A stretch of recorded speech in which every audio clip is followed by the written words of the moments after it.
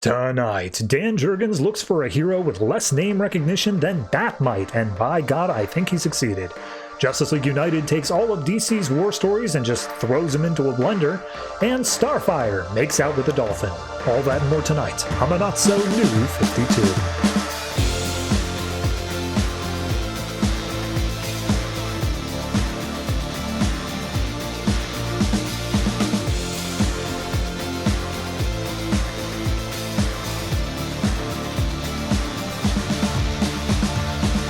Hello everyone and welcome to episode 215 of the Not So New 52. I am your host and I'm going to keep this one real brief, not because there's a lot of comics, but A, because I went over on like every single one of them from the time I try to keep myself limited to. I don't know why, just had a lot to say, but B, literally the moment that I am done recording all of this stuff here and getting it out the door, I am going to sign my marriage certificate. So, you know, priorities. Marriage, and then slightly on top of that, a DC Comics podcast. That's apparently the order I've chosen here. But let me tell you the books that are coming out this week. This week, in alphabetical order, we have Bat-Mite, Batman, Batman/Superman, Batman and Robin Eternal, Catwoman, Constantine the Hellblazer, Earth 2 Society, Harley Quinn, Justice League of America, Justice League United, Red Hood and Arsenal, Starfire, and a brand new number one, which is Superman, Lois, and Clark. Probably should have led with that. That's a big one. If you have any interest in going past New 52, if you're watching this show and saying like, oh, what about Rebirth? Well, I won't be there, but that's a very important one if you want to get into Rebirth. So be sure to check that one out. Either way, like I said, going to keep this brief. So let's go ahead and leap right on into, it's got to be Superman.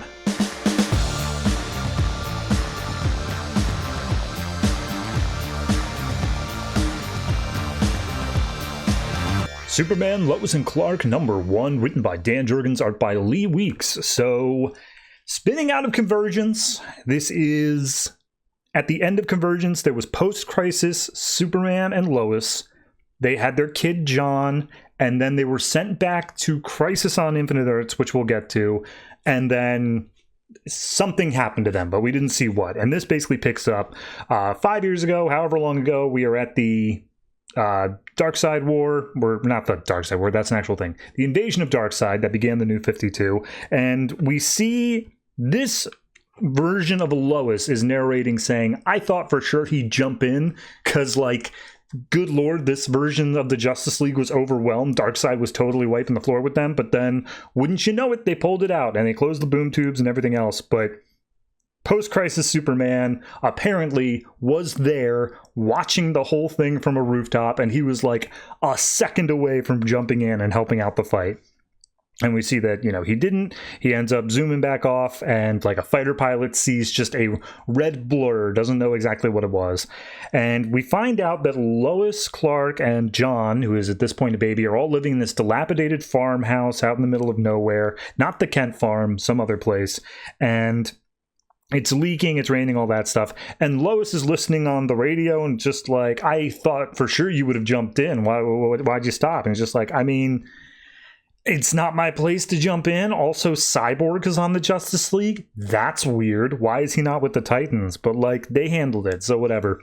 So he starts a fire with his heat vision, and they look around the place saying like, you know, we could fix this up with super speed. Like, it would take like a second. And Lois is like, no. We got this place from a local farmer who's doing us a kindness, and he doesn't know we're super. So like, let's not push that button. And they talk about like, look, as long as we're together, we lost our entire universe because of Convergence, but as long as we're together, everything's fine. And he gives the backstory and basically says, Convergence happened, had the kid, went to Crisis.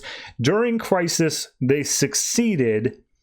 Barry and Kara, the Supergirl of the time, survived, and they went through a portal to elsewhere, as did Hal. Hal Jordan Parallax also went through a portal, but they decided, okay, well, we're going to go to the main universe, and I guess they showed up, intersected shortly before Darkseid's invasion. So at that point, he takes the cape off, and he's like, look, They don't trust their own Superman in this universe. They're not going to trust me. I have to, if I'm going to do good things, Superman things, I got to stay hidden. I have to go underground. And We then skip ahead in multiple years. They don't give an exact number, but it looks to be like John is in about the 4th or 5th grade, somewhere around there. And we see he's bringing in firewood. They've got a dog named Ranger. Lois is just watching from the window.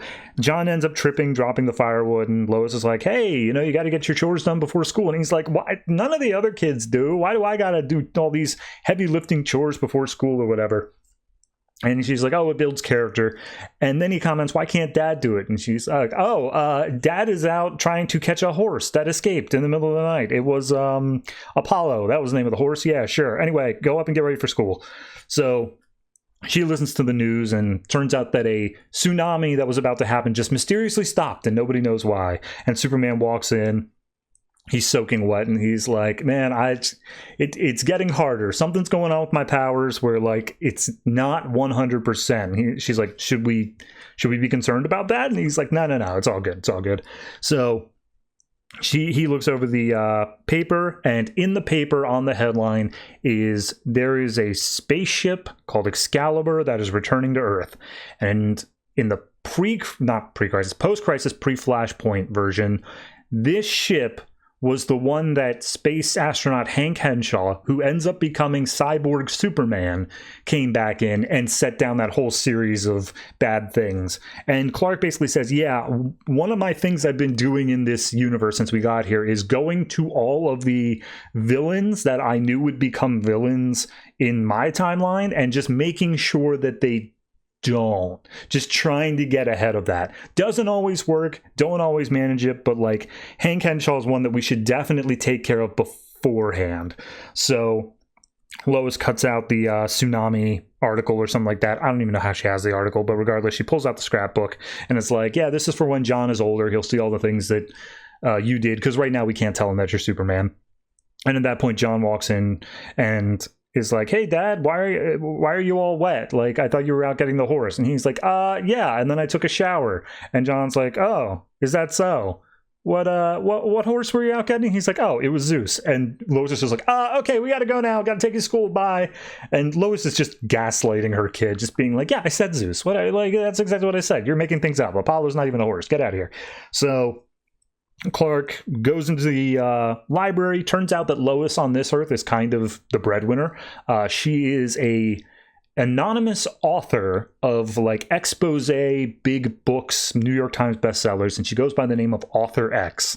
And that's what they do. She has anonymous stories published. But Superman, he takes off his shirt, reveals the Superman underneath it, and he's wearing the Death of Superman suit, the black and silver logo. So he flies off into the sky, off to do some whatever with Hank Henshaw, and we cut over to Lois, who I guess after dropping off, I'll admit the time doesn't make any sense here because it's the dead of night, but regardless, Lois shows up, talks to her editor in an alleyway, and it's just like, here's the next Author X story. It's a super intergang, the global scourge. Go ahead and get that published. And the editor's like, are you sure you don't want to come forward? We can make you famous. And she's like, you know exactly why I can't do that. And she's like, yeah, totally. I'll make sure nobody ever finds out.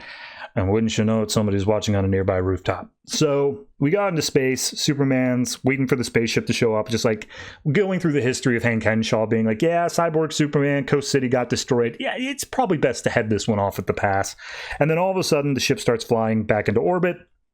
And he's like, oh, okay, well, the ship looks fine. It doesn't look like it's going to crash at all. And then all of a sudden, one of the engines explodes. And he's like, oh, all right, good thing I'm here. So it starts tumbling into orbit. He tries to right it. He starts pulling it up. His powers are giving a little bit. He's not as strong as he was, but he pulls it up anyway, gets it back as it needs to. It just kind of coasts into some water and then up onto land. And he immediately rips off the hatch and just like, everybody out, let's go. And we see an astronaut with Henshaw written on the name tag, says, oh, help me. But none of the other crew seems to be visible.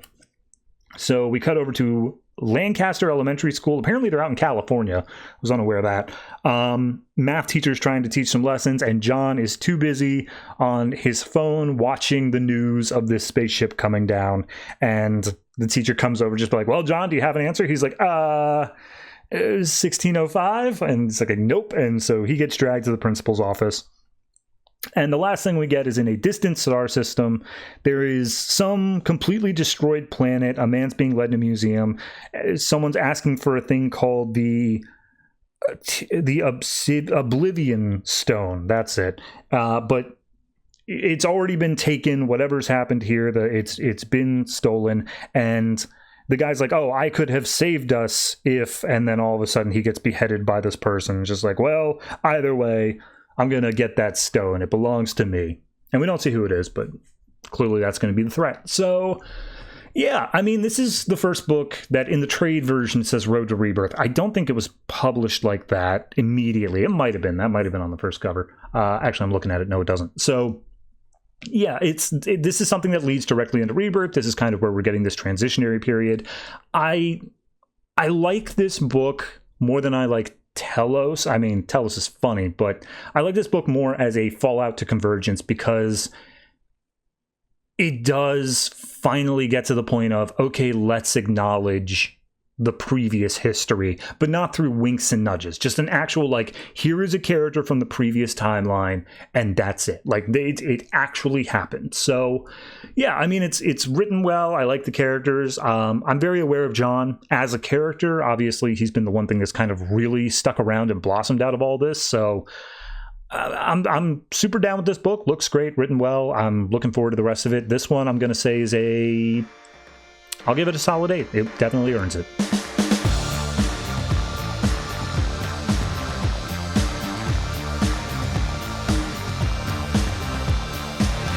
Batman number 45, written by Scott Snyder, art by Greg Capullo. So last issue was kind of an interstitial thing. We also had an annual in the in-between there. But the previous issue to that was Jim Gordon was stuck in an incinerator by the Devil Pigs, who are kind of working with Bloom.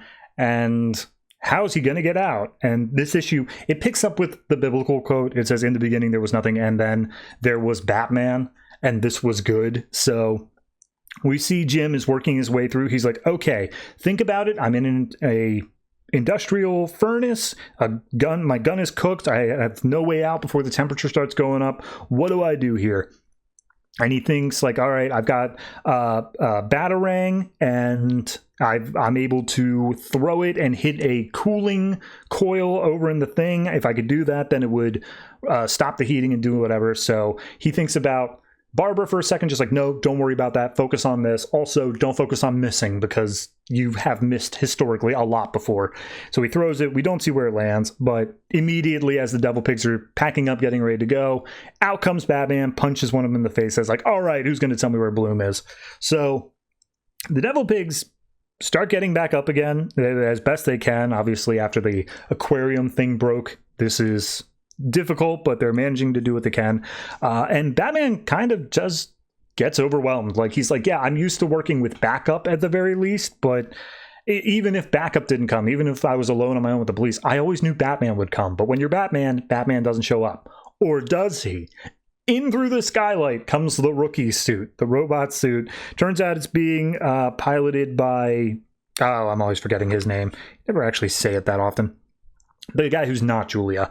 And he's like, yeah, look, it's not like me actually piloting. It's actually more of a autonomous sort of thing. I give it a point, a place to get to. Right now it's targeted to you, and it just takes the most efficient path to get there, including looking to see if there are hostiles or whatever that need taken care of. And we see the rookie suit manages to pick up 2 fish off the ground and just starts using them like nunchucks, slapping around the Devil Pigs. So eventually Rookie gets over to Batman, and Batman's like, hey, thank you. So more Devil Pigs start to show up. They've got guns, and he's like, all right, get me out of here. So it's Daryl, that's the name of the guy. He lifts up Gordon and the rookie suit back into the blimp and taken to safety. We then cut over to Bruce and Julie. Turns out that during Endgame, Joker raided the Batcave and took a bunch of the trophies, like the T-Rex statue, the giant penny, stuff like that. And it's all just been sitting outside of this youth home place. It's been sitting outside of the rec center. And it's all covered by tarps. Bruce has tried contacting the city saying like, hey, can we like get rid of this stuff? It's kind of still scarring the kids. But the city won't do anything about it. And we see some of the kids are trying to pile dirt up on top of it because when Bruce asks about it, they're like, yeah, well, if the bad guys can't get to it, then they can't use it next time. And Bruce is like, these poor kids are so worried. Like, they know that, like, more bad guy things are going to just keep on happening. More villains are going to show up, and they're just prepping for it rather than being kids. This is awful. I hate this. And Julie kind of talks about, like, look, I had a tough childhood. My dad was not a good person, and I went through my own traumas. But whenever I talk to you, you always manage to turn your traumas into doing something good for other people. And I saw you doing that as an adult, and that's why I love you. So it's him basically saying, he goes back to the manor and he's like, look, I'm not that Bruce from before. That guy seemed really messed up because he didn't have any friends. Like, there were no photos in his house of like anybody else. So I'm not sure what his past trauma did to him, but that's not me. And at that point, they cover back up the T-Rex and go on their way. We then cut over to some security guards that are standing somewhere, I don't know. They get a little like wire looking thing just threaded through their ears, collectively both of them, puncturing their brains and killing them. And we see Bloom comes out of the darkness and says hello. And then we cut over to Jim Gordon, who's also coming out of the darkness, meeting up with Jerry Powers, and he's bringing a bouquet of flowers saying like, hey, how's it going? Just like, hey, yeah, well, here's the thing. Let me show you my evil lair. And she's joking. She's not actually evil here, but turns out they built a huge collider here in this science center or whatever that Powers Industries have set up. And he's like, cool. Isn't this thing that can make black holes? And she's like, yeah, that's just a myth. That doesn't actually happen. Turns out there's like thousands of these across the US. No big deal. But the floor as they're walking on is this giant light up periodic table of elements. And she's like, this is for the kids. Like, the kids, this is going to be a thing that they're come and they can check out science or whatever. This is kind of what we're doing. But this is an actual working collider. And let me explain to you the idea of the island of stability. And the idea is that as you make bigger and heavier elements, the half-life of them, the rate at which they decay, becomes increasingly fast to the point where nothing gets stick around for more than a few like milliseconds. However, there's a theory that way, way, way out further in the periodic table, way past what we can currently do, there is an island of stuff that will just not decay. It will stay put. It will be stable. And we see Jerry's just like, yep, we did it. We made it. We found the island stability. We found like 4 more elements. The newest one is at 206 protons, which is God knows bigger than like 100 more than anything we can currently make. And I turned one. I made this element into a bat symbol, and I was going to give it to you at the gala that you missed the other night. Because I'm firing you. And Gordon's like, I'm sorry, what? And he's just like, yeah, look, it's all out in the news, the kerfuffle that happened with the Devil Pigs. It's not the look and the image we're going with for Batman. And that's fine. You did great, but I'm making the announcement tonight. I would like you to resign rather than being fired, and we can pass the mantle of Batman on to the next person. And Jim doesn't really say anything. She's just basically like, look, I was just trying to get this guy. And she's like, yeah, absolutely. Help me introduce the next person who will get that guy. So we cut over to Daryl working on the bat suit because, of course, it was in an incinerator.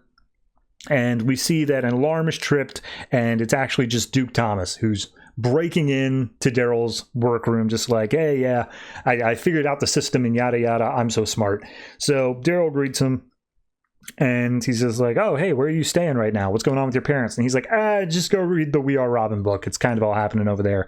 Anyway, I need your help here. And he drops off one of the bloom seeds to Daryl. And Daryl's like, hey, I was the kid in the annual that also dealt with Bloom previously. Like, I had a friend of mine that was caught up in all that. And he was. That was part of the story there. Maybe it wasn't the annual. Maybe it was the other one. Either way. He's like, look, I want to find Bloomfound as well, but like, you shouldn't be a part of this. And Duke reaches into a bag, pulls out the Robin like emblem, and he's just like, oh, you gotta be kidding me. No, like, Batman does not need a Robin right now. You gotta understand this. And he's like, no, Robin doesn't need a Batman either. We're working independently, whatever. But like, I want to find Bloom. I want to make sure this works. And Daryl's just like, all right. So Julie is back at the rec center. She peeks her head out the window for just a second, and she sees an entire I don't want to say theme park, but like a playground has been set up using all of Batman's trophies. The giant dinosaur has now been painted to look like Barney and turned into a slide. And he's like, don't you see? These things aren't an ugly reminder of the endgame storyline. They're trophies. They should be shown off and be made proud of. And then we cut over to the Powers announcement telling everyone like, yep, hey, we brought back Batman, but it was always just the beginning, and like, you know, we're moving forward in recent months, that Batman is a thing. It's a title that is going to be moved on from person to person. No one person can stay as Batman for too long. So we're happy that we can provide this to the great city. And Batman's talking to Julia, just like, what do you think I should do? And Julia's like, fight for it, man. Go out there, keep your job. And he's like, yeah, I don't think she's going to like that. She might have me arrested. But then all of a sudden in the background, we see one of the blimps, one of those Bat blimps, is slowly turning and making its way, aiming towards the place where this announcement is being made. So Gordon rushes in, manages to tackle down Jerry Powers to the ground just as it comes bursting in through the window. And as everyone's running away for their lives, a bunch of spikes and tendrils start extending out, killing a bunch of the members. And we see it's Bloom. And as he's huge fingers are prying around, killing more people, he's like, where's everyone going? The party's just getting started. So, yeah. It kind of feels like a middle issue to me. It doesn't feel like there was a whole lot of major developments, obviously the last 2 pages notwithstanding, but everything else just kind of feels like, yeah, you know, we're going to do this thing where we're saying that Jim Gordon's not going to be Batman anymore, and then he's going to have to stay as Batman because, wouldn't you know it, this is happening. This, however, I didn't even mention, I completely forgot, the Element 206, the one that they turned into the Batarang. They named it Batmanium. That it doesn't become relevant in the New 52, but it does become relevant in the continued works of Scott Snyder into Rebirth. So, just letting you know, Batmanium, Element 206, sure. Beyond that, it's a fine issue, but it does just kind of feel like middle ground pacing sort of thing where we know we need to wrap this arc up at like issue 50, issue 49, so we're just going to pace it out a bit here. I'm going to say this one is I'll say 7.5. It's not quite up to the 8 for me, but it is still good. Definitely worth checking out.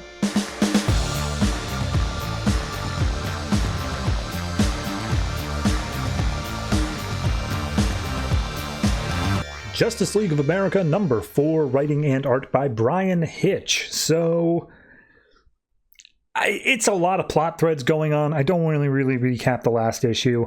The one thing to say, though, is that Green Lantern ended up on a many millennia, if not millions of years in the past Krypton, and he's just chilling out there for a moment. But first we pick up in modern day, where we have Superman approaching Cyborg and Cyborg's dad Silas at Star Labs saying, hey, here's a vial of my blood. I need you to test this. Like, just see if you can find anything weird and let me know what's going on. And Cyborg's like, all right, yeah, can do. And then Silas, as soon as Superman is gone, is like, holy crap, we have Kryptonian blood. Do you understand the medical implications that we could do that? They're like, we could make people into Superman. Like, we can absolutely do that. And Cyborg's like, Dad, that's my friend. He trusted us with this. We can't do that, okay? And Silas is like, I know. I'm just saying it's there. We could.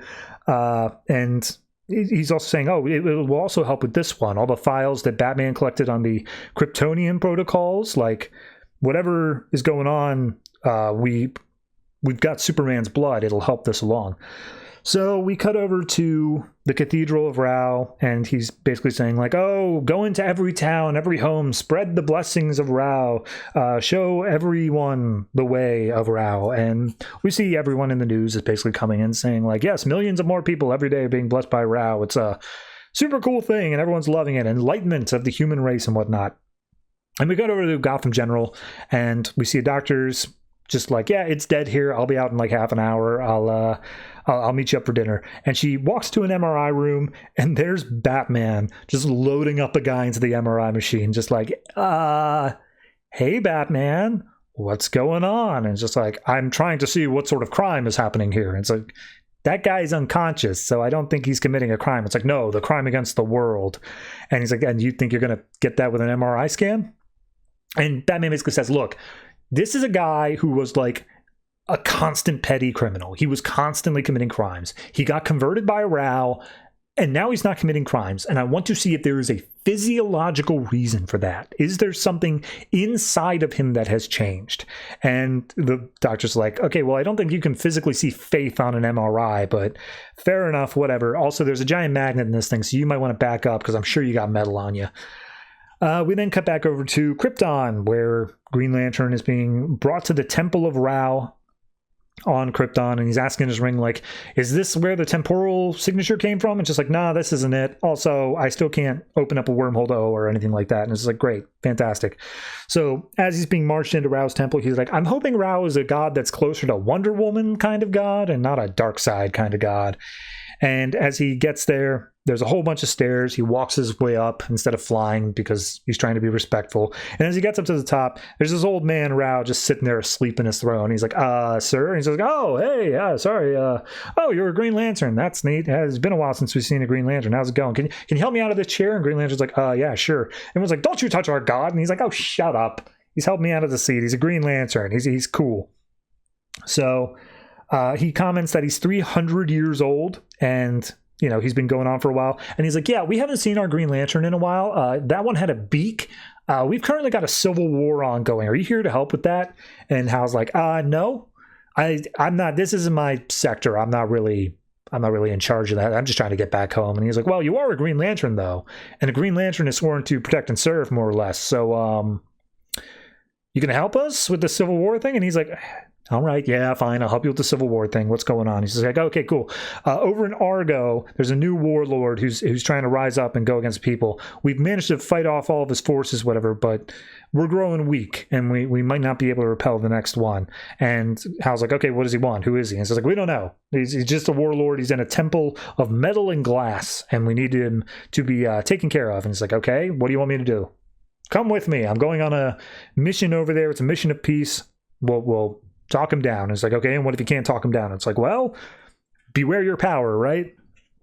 So we cut back over to Batman. They're doing the MRI, and they see that a little bit of his brain has been enlarged slightly, and they're also running DNA tests and stuff like that as well. And it's like, yeah, no, DNA, that's the crazy part. There's new protein markers all over his DNA. I think his human behavior has been rewritten, like at the base fundamental level. So we see a bunch of people out in crowds. They're all praising Rao. And finally, we get to a family that's sitting down with like their 10-year-old daughter. And it's just like, hey, honey, look, we just want to talk to you. Why haven't you accepted Rao into your heart? And he's like, what? Well, I had friends at school. They got blessed, quote unquote. And then they didn't seem like my friends anymore. They came out weird. They were different. I didn't like it. And they were like, oh, it's just because they're happy. You're not happy. You're miserable, and you don't even know it. Come, let's lead you to one of Rao's prophets. He's like, no, Mom, Dad, please don't do this. And they just march her out into the crowd, and the prophet's just like, hey, there's nothing to be afraid of. Come on here. And she's like, no, please stop. I don't want to be blessed. And they tap her forehead, and she's like, oh, never mind. Things are great. I love this. Everything's happy. And everyone's like, yes, everyone's happy.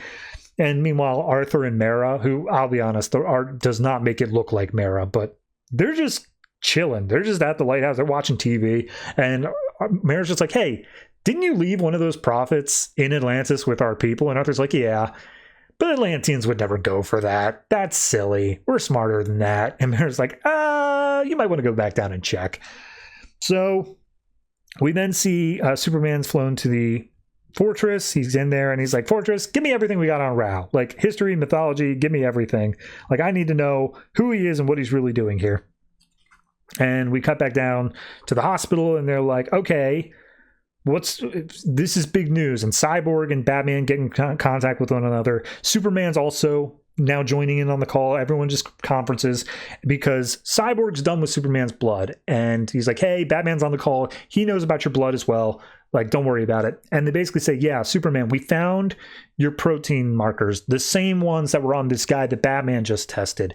And Superman's like, so I've been programmed to like Rao, to like praise him and whatever else. And it's just like, well, yes and no. Look, your Kryptonian DNA is different, so it's hard to tell. But in the human DNA, those protein markers were brand new. We could tell that they were like just put on. In your DNA, it's been there since birth.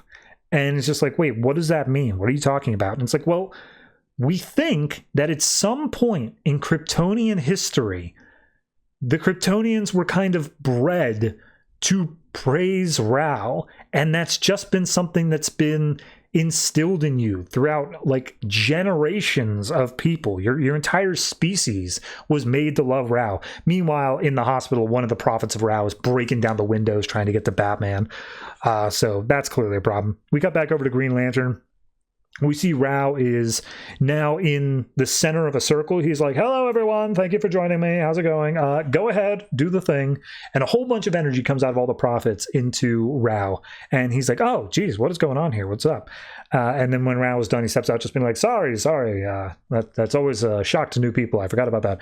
My disciples, my prophets, were all just giving me each a tiny little fraction of their life force, but in doing so, it rejuvenates me and keeps me young. And as he steps out, we see that he looks like the Rao that we've seen in modern day. So it's like, all right, now I'm ready. Let's go save Krypton.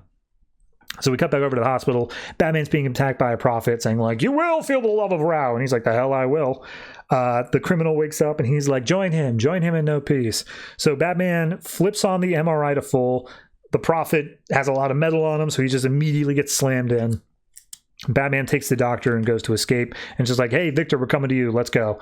And Cyborg's like, yeah, no, cool. But Superman, they're like, this is why when Rao showed up, before he had any chance to bless you or anything like that, you were already on his side. And Superman's like, all right, I'm going to have to get back to you. And we see he turns around, Rao and a whole bunch of disciples are there inside the fortress, and Rao's like, would have been so much easier if you just had faith. Oh no, Rao's the villain? What?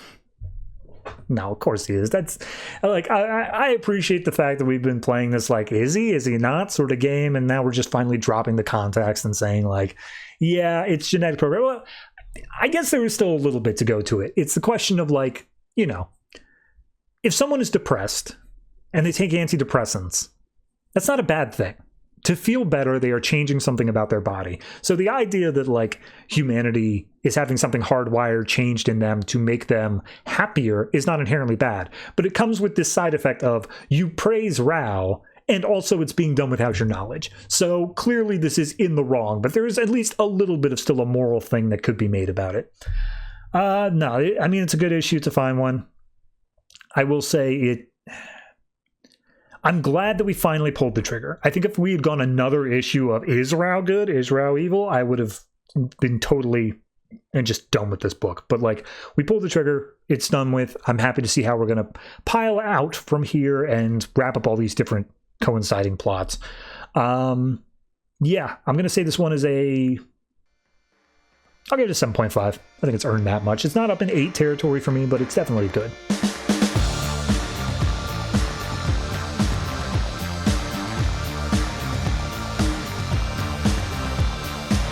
Constantine the Hellblazer, number 5, written by Ming Doyle and James Tynion IV, art by Rossmo and Scott Kowalchuk. So last issue we got the reveal that the giant writhing tentacle monster is actually Veronica, who was an old lover of Constantine. And now that he's realized this, he's like, oh God, what am I supposed to do about this? So it starts pulling Constantine in close. Like, it's got this horrific purple tongue it's licking him with and just being like, okay, even if this is Veronica, she is killing ghosts, like getting rid of them. That's something that like I can't have happen. So I need to find out a way to deal with this.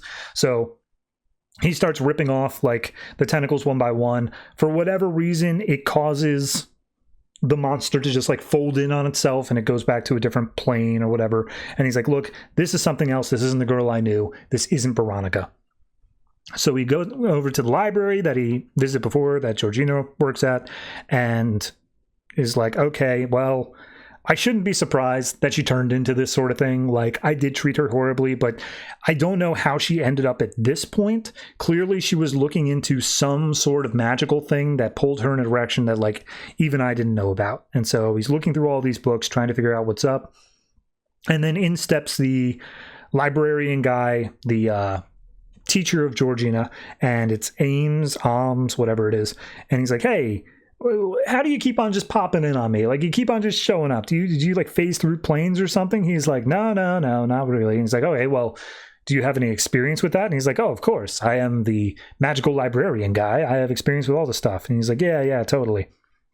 And he points out how Ames was, looked the exact same that he was back when Georgina needed advising. So points out that he is to some level immortal or whatever. He's like, oh, yeah, all right. So could you help me out with this? I'm looking for something about getting stuck between planes or something similar. And immediately Ames' face like drops. He's like, that's a very complicated subject. I hope you know what you're getting into here. He's like, well, it's not for me. It's for a friend, And he's like, all right, fair enough. So he basically says, all right, here's a book on what you're looking for here. And as you brush off the cover, you see the title of the book is Soul Displacement. And it's like, well, if someone did do this, it would be as if they had never even been.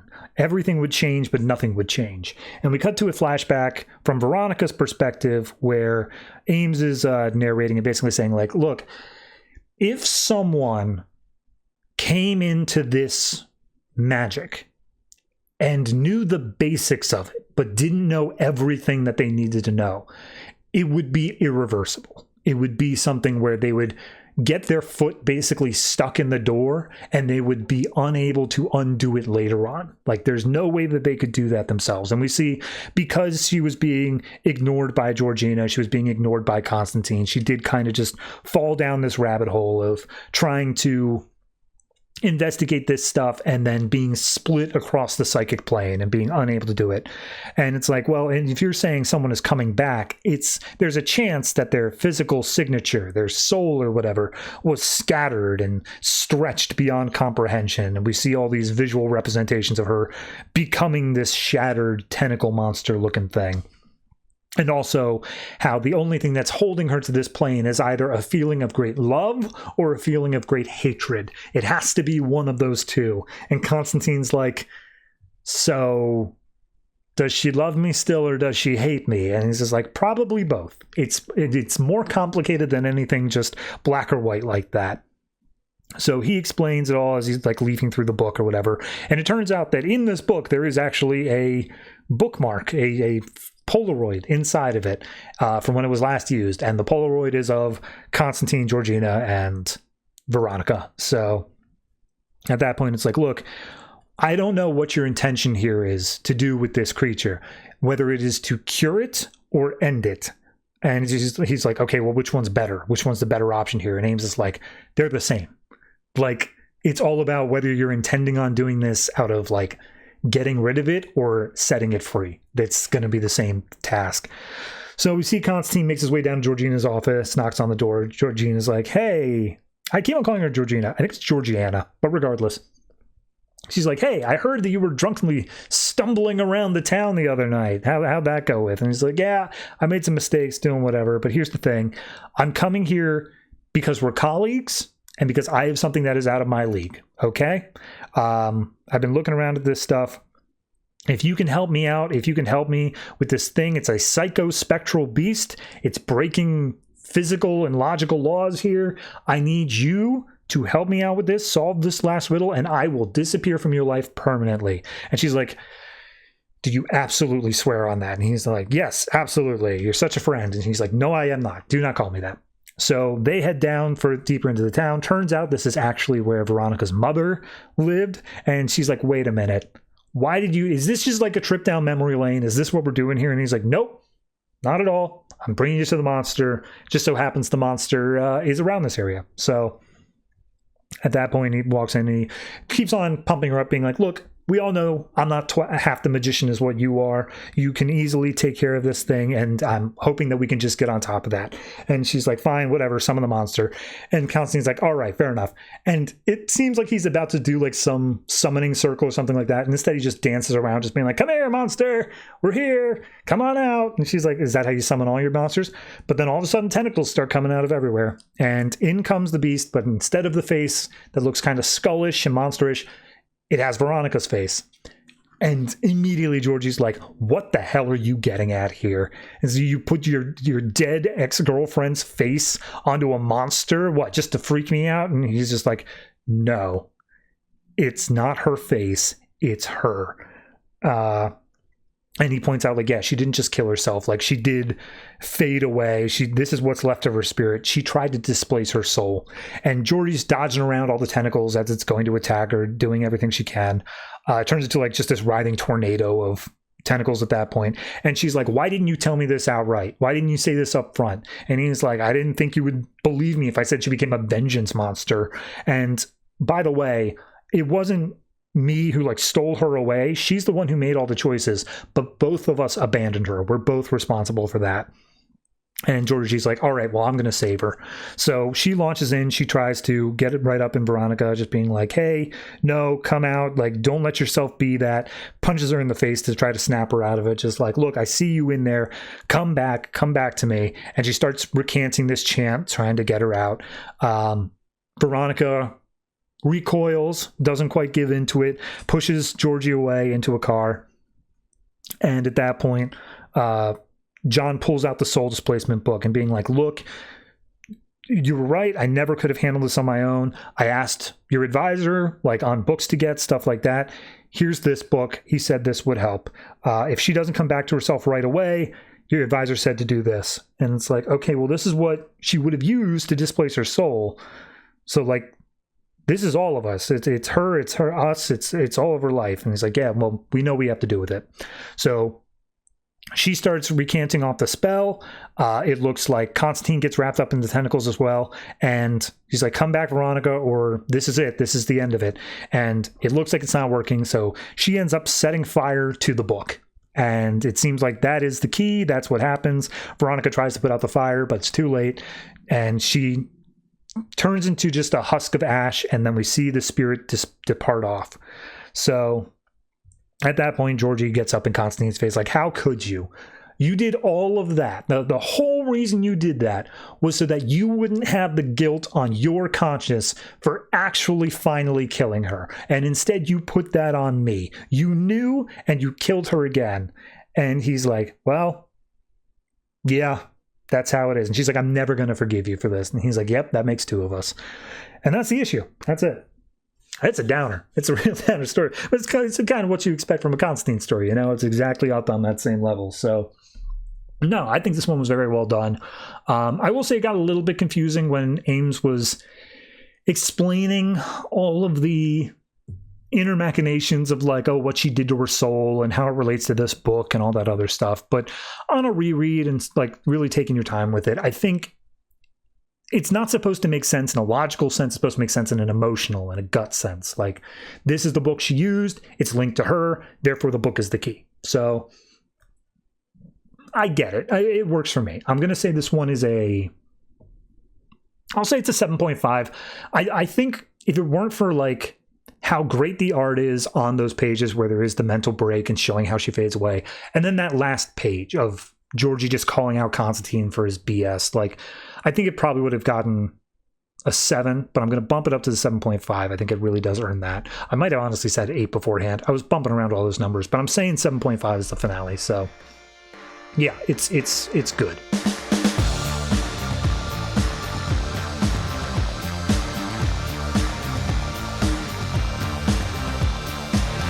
Batman Superman number 25, written by Greg Pak, art by Cliff Richards. So last time was, I'll call it the end of the arc, but the reveal there was Batman saying, all right, Superman, get out of Gotham, I don't want you here.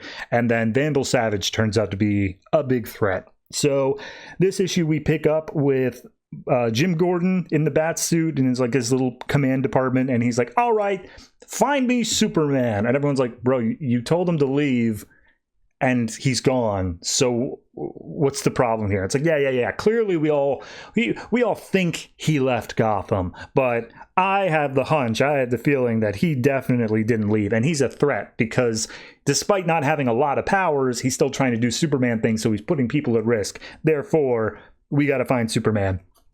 And they're all like, he's not in Gotham. Like, what do you want us to say? And then all of a sudden over the comms, Superman chimes in and he's like, actually, I am out of your hair. I am leaving, but I hacked into this channel. And everyone's like, what? How did you, what? And he's like, you're not my friend, Batman. We're not buddies. I'm not telling, but I did, take this. And he doesn't tell them that, but he's wearing a bat glider, like some wings that are clearly from Batman.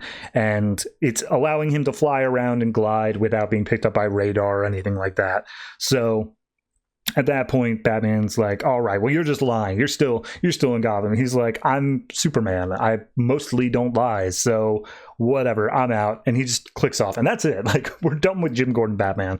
But we see as he's gliding over the countryside, he sees a couple of bikers down on the ground. He's like, all right, one of them has a gun. I can pick that up with my scanning tech, but that's not who I'm looking for. That's what I'm looking for. And he comes across like an armored tank and a whole bunch of people on the side next to it, and sees that this is the Dawn Command Barbarians. These are people who are all involved with that Dawn Command stuff and the Stolen Sun from the last arc.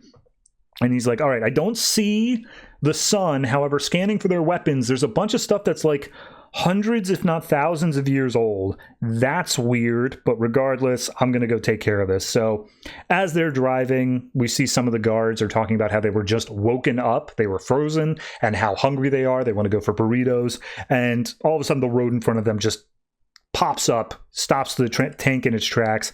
They try to back up, and then Superman pops in and he just starts throwing punches, knocking every single one of them out. Turns out that another thing that Clark stole or borrowed was a autonomous Wayne Tech piloted helicopter that drops down a bunch of like cables, and he's just like, cool, are we going to be able to lift this whole truck? And it's like, yes, affirmative, can do.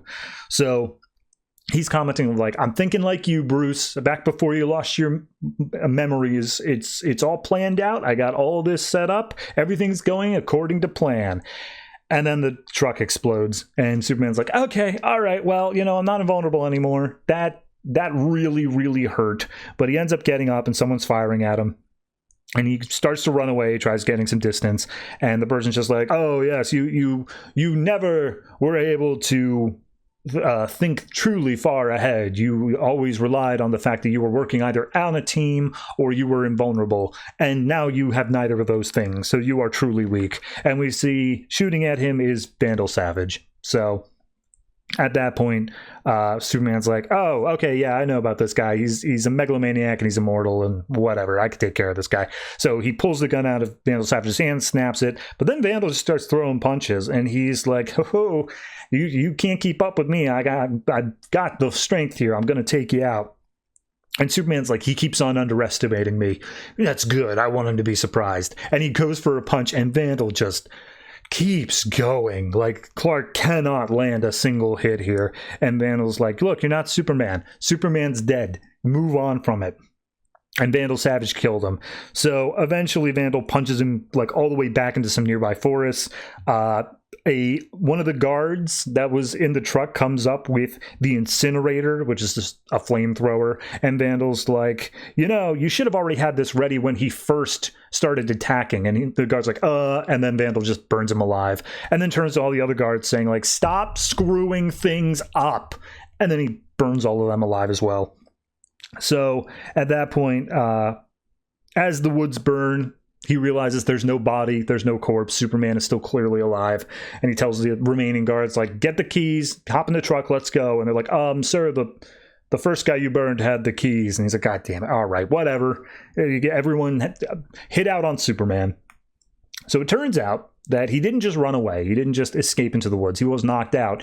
He was actually grabbed up by Barbara Gordon Batgirl, who drives in on her motorcycle. Turns out that when he was scanning the motorcyclists before, one of them was Barbara, and it's just like, oh, okay, cool. She's been around this whole time, keeping an eye on Clark. And he puts that together. It's just like, wait a minute, hold on. You were following me? It's just like, yeah, I'm Batgirl. Like, we all train for Batman. We all know what we're doing. And you aren't exactly leaving a small footprint. So she gives him some food, helps him rest up, and says, look, whatever you're on, I want to help. If you remember way back in the Batman Superman annual, the first one, I was there helping you beat Mongol's son. So technically, I have an in for this book. So at that point, she starts looking up all the stuff. She's going through all computerized whatever's, doing Oracle things. And as she's doing this, Clark is just like, wow, she just has like no concern over what she might be stepping into. She's absolutely just completely willing to help. That's great. Fantastic. So at that point, she points out, look, you were fighting barbarians that had weapons that were hundreds of years old. Because of that, I pieced together that they were being unfrozen. They were probably from old times. Therefore, I checked hospital records for any weird viruses that aren't really a thing in the modern day, but were a thing historically, to see if they came up. And therefore, here's a heat map of everywhere they're showing up at. And turns out we narrow it down to Siberia is where they are being unfrozen. So we get to like this huge crater looking place, but it turns out that this is actually a dumping site for old Soviet nuclear missiles. And Superman's like, yeah, I knew these things were here, but like I never got involved because it seems like it could be an international incident if I did something about it. So I just let it be and let them sort it out. But now turns out Vandal Savage has come here and he's got a crew that's taking care of it. So Vandal portals in. Immediately Superman's like, let's go, let's fight. And Batgirl's like, you just got your ass handed to you, man. Like 3 days ago. You barely rested up. You're not going to be able to take him on. Let's just see what he wants. And we see he walks over to the crowd and they're like, Mr. Savage, we're trying to dismantle this as you'd like, but they're really old and it's really cold and it's very hard. And Savage is just like, okay, I see. Tell me, is that your family over there? You built a family out here in Siberia? That's great. Family's awesome, especially for leverage. I will murder them if you are not done in a week. That goes for everybody here. And immediately he's like, all right, well, guess we're going to be done in a week. And Superman's like, guess we're sticking around for a week then. Got to make sure they're good. So he's ready to go down. He's like, look, we're going to pull a Bug's Life. We're going to pull a Seven Samurai. We're going to go down there. We're going to help these people what they need to do before Vandal Savage returns. And Batgirl's like, great, fantastic. However, we're not going alone. And Superman turns around and there is Jason Todd, Red Hood, and Dick Grayson, Super Spy. So yeah, we're doing, if we're going to get rid of Jim Gordon from the book, God damn it, we're going to justify the title somehow. So Bat Family's hooking up with Clark. I'm down with that. I think it works. I will say, this feels to me like DC is finally like, oh, hey, wow, Dick Grayson. Like, Grayson, the book, is selling like crazy. We need him to cross over into everything we could possibly do because people are buying Grayson. But, like, the conceit of his book is that he shouldn't be doing that. Like, that's the part that's getting me. Is that like, oh, okay, it's okay. We've got Batman and Robin Eternal right now. That's the thing that's going on. And that involves him, but they make an excuse of it. This just feels like, whatever. Everyone knows he's alive. We're just going to have him show up wherever he needs to. Screw the fact that he's supposed to be, like, indentured servitude to this spy organization. Like, whatever. He's just going to be where he needs to be. Beyond that, it's a good beginning to the next arc. Nuclear warheads. Obviously, Vandal Savage is a decent threat, so I'm down with all that. I don't think there's anything inherently wrong with it. I'm going to say this one is I'll give it a 7. It's good. It's not blowing me away. It's just a fine enough beginning to what I'm sure will shape up to be a nice little Bat Family / Superman book.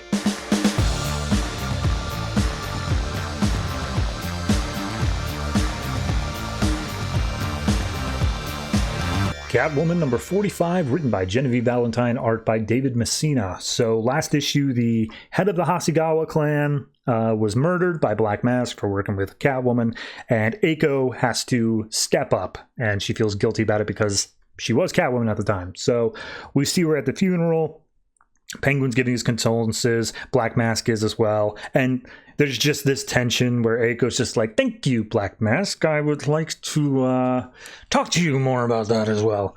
So we see that Eiko looks up, sees Selina as Catwoman, is watching from the distance.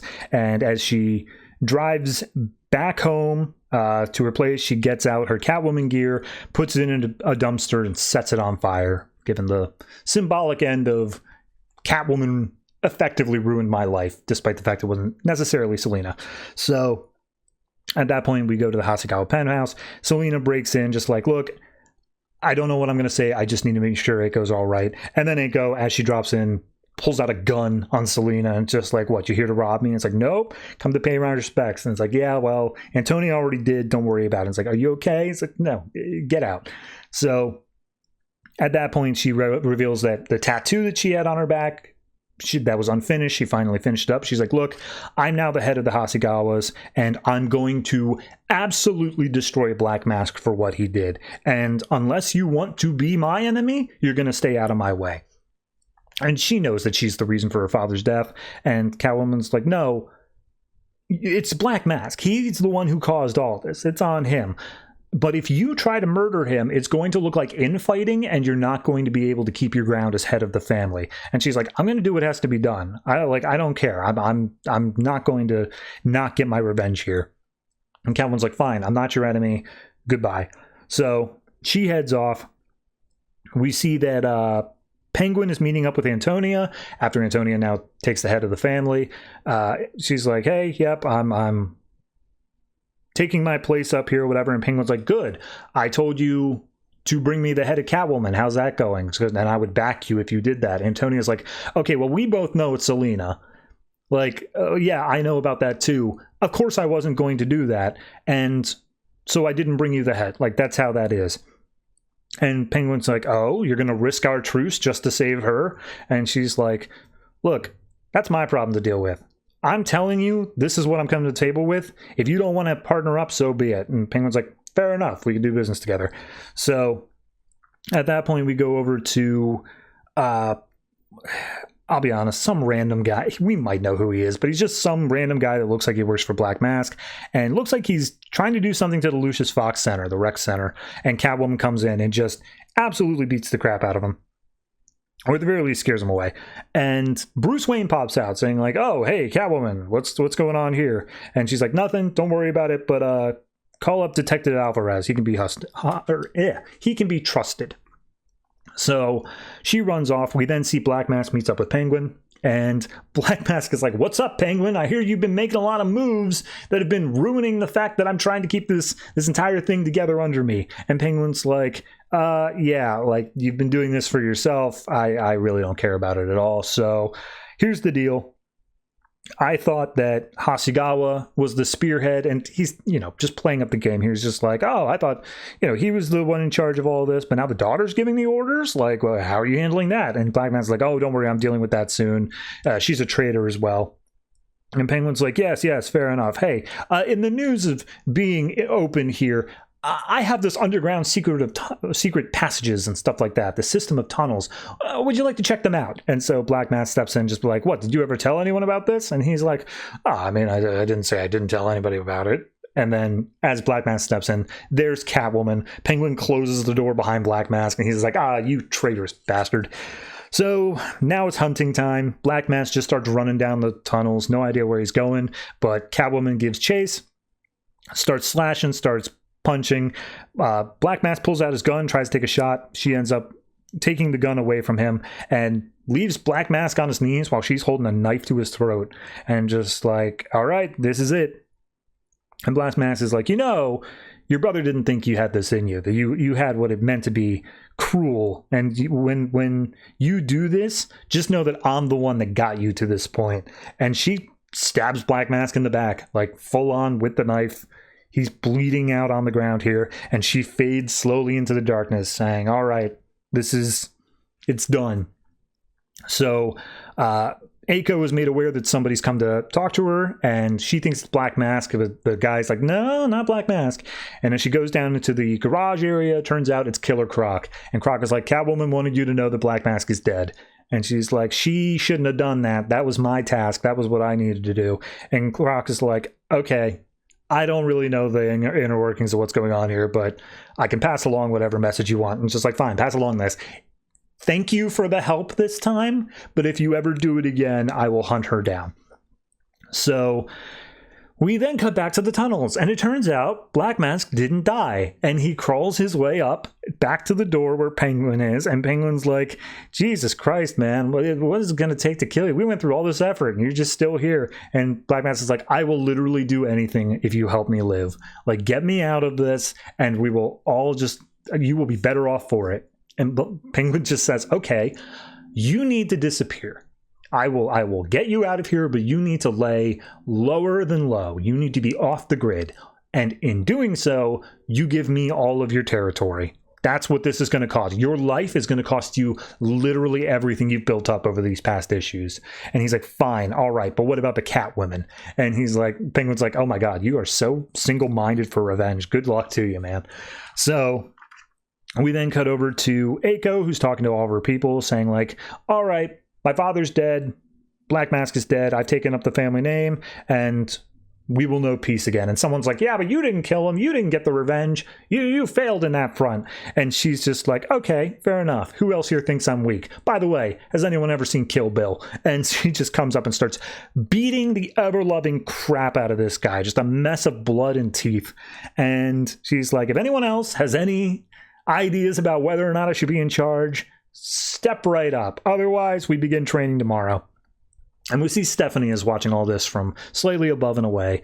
She eventually walks into the office dressed as Spoiler, and it's just like, hey, Eiko, you were training me and whatnot. Are you good?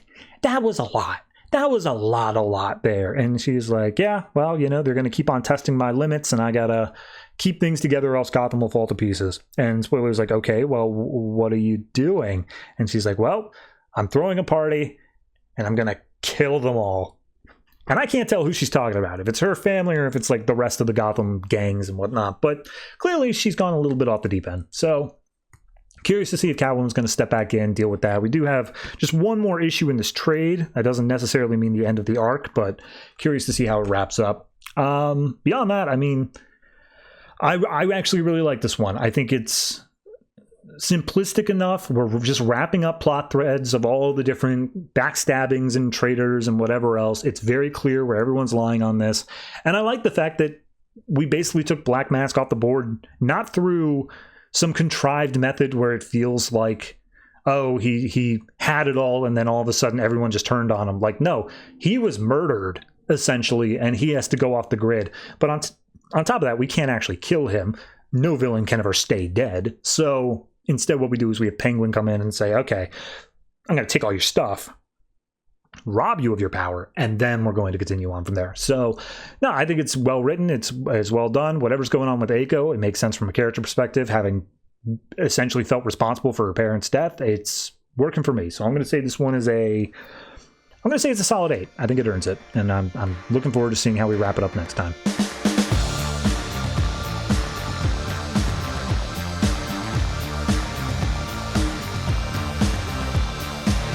Starfire number 5, written by Amanda Conner, Jimmy Palmiotti, art by Emanuela Lupacchino. So last issue we had just a bunch of introducing a character of Atlee, doing a monster fight, all this stuff. We met up with a man named Sorin, who is to some extent a bad guy. We'll get to it. So we pick up in this one where they're just sharing drinks, they're flirting a little bit. He asked, like, oh, are you an angel? And just like, yeah, no, it didn't work in Phantom Menace. It's not going to work here. But he basically says, oh, wait a minute, so you're like an actual honest-to-God alien, like Superman or whatever. So it's like, oh, yeah, totally. And it's like, okay, well, are you like here on vacation? What are you doing here? And it's like, oh, well, I'm trying to, make this my home. I've actually got a job interview tomorrow. And just like, oh, well, a toast to a great job interview. Fantastic. So at that point, he offers up a toast, which is long and drawn out. It's boring. But she's like, oh, I heard one the other day at the bar. Would you like to hear it? And he's like, yeah, go for it. And she says, work sucks. Life is unfair. Cheers to the woman with the thong underwear. And he's like, okay, solid toast. And they share a drink. And then she's like, now, can you please tell me what thong underwear is? And he just starts cracking up. He touches her hand, and all of a sudden, both their eyes start glowing blue. And we see a flashback that Starfire can also see to Sorin's backstory. And it turns out he was a doctor, particularly focused on cancer treatment, and a young mother with this child who has very advanced leukemia comes in, and he's just so tired. He's so broken down. She's like, they just want you to take a look. You've pulled off miracles before. They want to take their chance. And they go in and run some tests on the daughter, do whatever, and the mom's talking to the doctor separately, saying like, yeah, no, it doesn't look like it's good. I was just hoping for something, anything. Like, I would give my life for my own child if I could. And Soren's like, I understand. I know how you feel. give me a minute with your daughter alone, okay? So he goes into the room and he's like, hey, I want you to close your eyes. This is only going to take a second. And she screams from outside the room. The secretary holds back the mom for a moment, just long enough. And when they re-enter in, Soren is down on the ground and the daughter's just like freaking out a little bit. And he's just like, all right, look, take them both to the lab, run the tests, make sure it worked. I'll be fine. And once they leave the room, he injects himself with this green fluid, whatever it is. We then see some time passes, some medical aid or something comes in and finds Soren passed out again. They run some MRIs.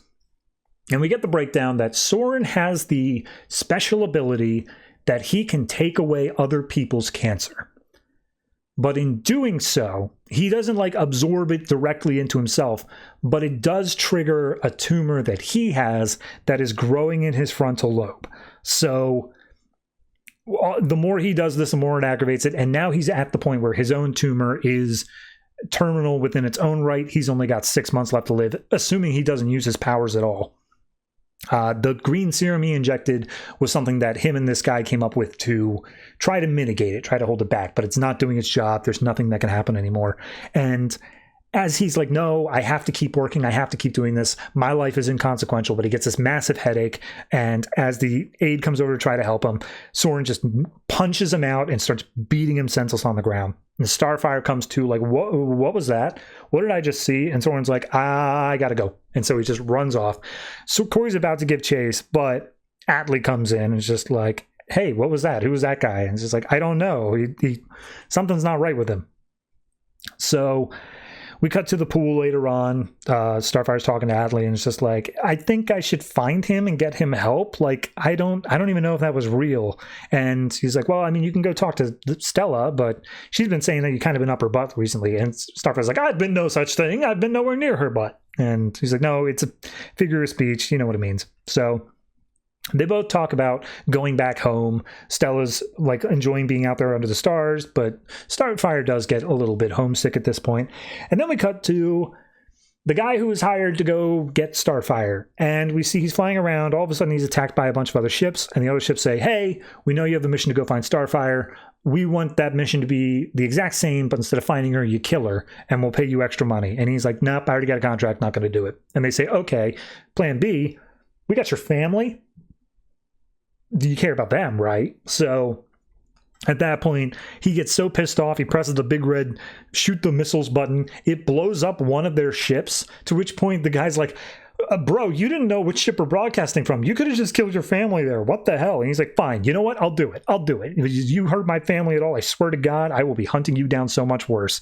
And he's like, yeah, no problem. We won't hurt your family. Just get to it. And he just takes off. So then we see, I don't even remember this happening. Starfire has a bag of rocks that she thinks looks like eggs. One of them starts to hatch, and it starts singing to Starfire. And she's like, oh, I don't know what language you're saying, but like, it looks like you want me to follow you. Let me put on some clothes. And so she puts on her Starfire gear, flies up into the sky, following this little orb thing. And it leads her down to a dock where it hatches into this little ball of light. And she's like, oh, well, my name's Corey. What's your name? And it whistles a little tune. And she's like, well, if you need anything, I'll be here. Goodbye. And it flies away into the night sky. I'm mentioning it because it might come back. I don't know. So we see that it's job interview day. Stella is offering up like, oh, here, put on this button-up shirt. It'll look nice on you. And she comes out of the dressing room, and there's literally only like the bottom button is buttoned. Everything else is just showing her cleavage. And immediately she's like, Jesus, look, we just need to talk about this now. You got to control your boobs, man. And she's like, what? Why? What's up with that? And she's like, look, it makes human guys stupid, and you don't want to do that. You can stop it if you just cover them, okay? And Starfire's like, all right, fair enough. So turns out this interview is down at the aquarium.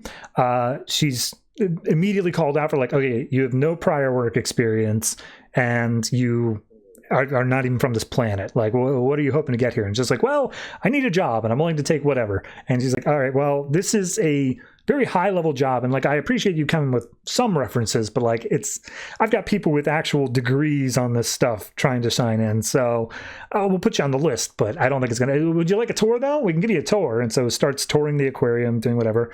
And it's like, oh, we got a new dolphin in. Would you like to see that? So they go to the dolphin exhibit. And she points out the one dolphin is like, that one looks sad. It's not eating. Why is that? And she's like, oh, yes, her name is Beth. She was brought in with an injury, and we've treated her, but she's not eating. And it's this whole thing. And she's like, oh, well, if can I just try to talk to her? Can I just see what's up? And she's like, what? What do you mean? And she's like, oh, just give me a chance. And she takes off her clothes. She has a swimsuit underneath. She was figuring that at an aquarium, she might have to swim. And she gets into the tank with the dolphins. And as she goes over, she's like, oh, hello, my name is Corin. May I touch you? And they're just like, get out of the dolphin tank. What are you're breaking so many rules right now. And she goes over and she pets the dolphin, gets its like trust or whatever. And she's like, okay, this is only going to take a moment. And then she kisses the dolphin. And everyone on the side is like, Jesus Christ, she's making out with the dolphin. Someone get this crazy lady out of our tank. But now that she's kissed it, she's gained its language. And she's like, oh, can you understand me? It's like, yes, of course, I understand you. And they talk for a second and they like go underwater, and Beth the dolphin's just like, I had a mate out there and I'm so alone now. I've been without my mate for so long. I want to get back to it. And it's like, oh, well, if we get you back out there, you'll be happy. And she's like, yes, absolutely. And then Beth like does a flip out of the water, and all the trainers like, what was that? And she's like, oh, she got separated from her mate. She just wants to get back out there. She wants to go home now. And she's like, she told you this? And it's just like, yes, of course. I'm an alien. I speak dolphin now. And it's like, oh, well, then you're hired. Jeez, that's better than any degree. Are you kidding me? You're absolutely got the job. So we see a party's being thrown. It's the tiki party that we've been hearing about. And everyone's just basically conversing, talking to each other. Some people are calling out Corin for like, you kissed a dolphin?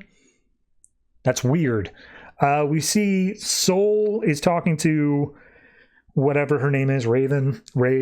Rave's just like, I've got a crush on this guy and I want to tell him. And Soul's like, you should. And she's like, it's you. But of course she doesn't actually say it. We then see that she goes to the guy that she bought the stones from and says, hey, one of them was an egg and they hatched. And he's like, huh, weird. Stella and Atlee show up and they're talking about visiting Atlee's subterranean homeworld, to which point she's like, oh yeah, I'll have to take you to this one place. It has the emotional fluid that makes you feel things that are beyond human comprehension. And Stella's like, I don't think I want emo fluid all over me. And Starfire goes, that's what she said. I learned that from a TV show. And then as they've had a few drinks doing whatever, Starfire's like, all right, I should go back home. I'll get back there. And as she walks her way back home alone, she gets back and discovers Soren is there. And he's sitting ominously in a lawn chair as Soul is theoretically dead over by the pool. He's sitting in a pool of blood at the very least. So Soren's done something bad. I mean, this is a perfectly fine issue. I made this point previously. This is a thing that Jimmy Palmiotti and Amanda Conner do, where they introduce an entire ensemble of characters, and some of them will come back, some of them will just be one-shot wonders. It's just the way they do the writing style. Beth the Dolphin, I don't expect to ever see again. Maybe I'll be wrong. Maybe Beth the Dolphin will be the thing that like beats Darkseid in issue number 12 or something, but I don't think so. So collectively, it's fine. It's good for what it is. I'm curious about Soren's alignment, I guess. Is he good? Is he bad? It seems like he's good, but he's got this tumor going on, so maybe that's making him bad.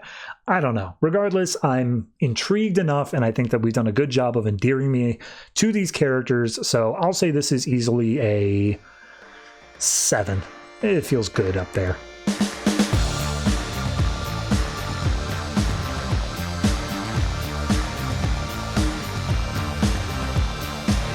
Red Hood Arsenal number 5, written by Scott Lobdell, art by Denis Medri. So last time we had Red Hood and Arsenal going up against Jim Gordon Batman because they needed to come into Gotham, but then turns out they were actually both facing against, I can't remember, Underbelly, which is this amorphous thought creature that represents crime.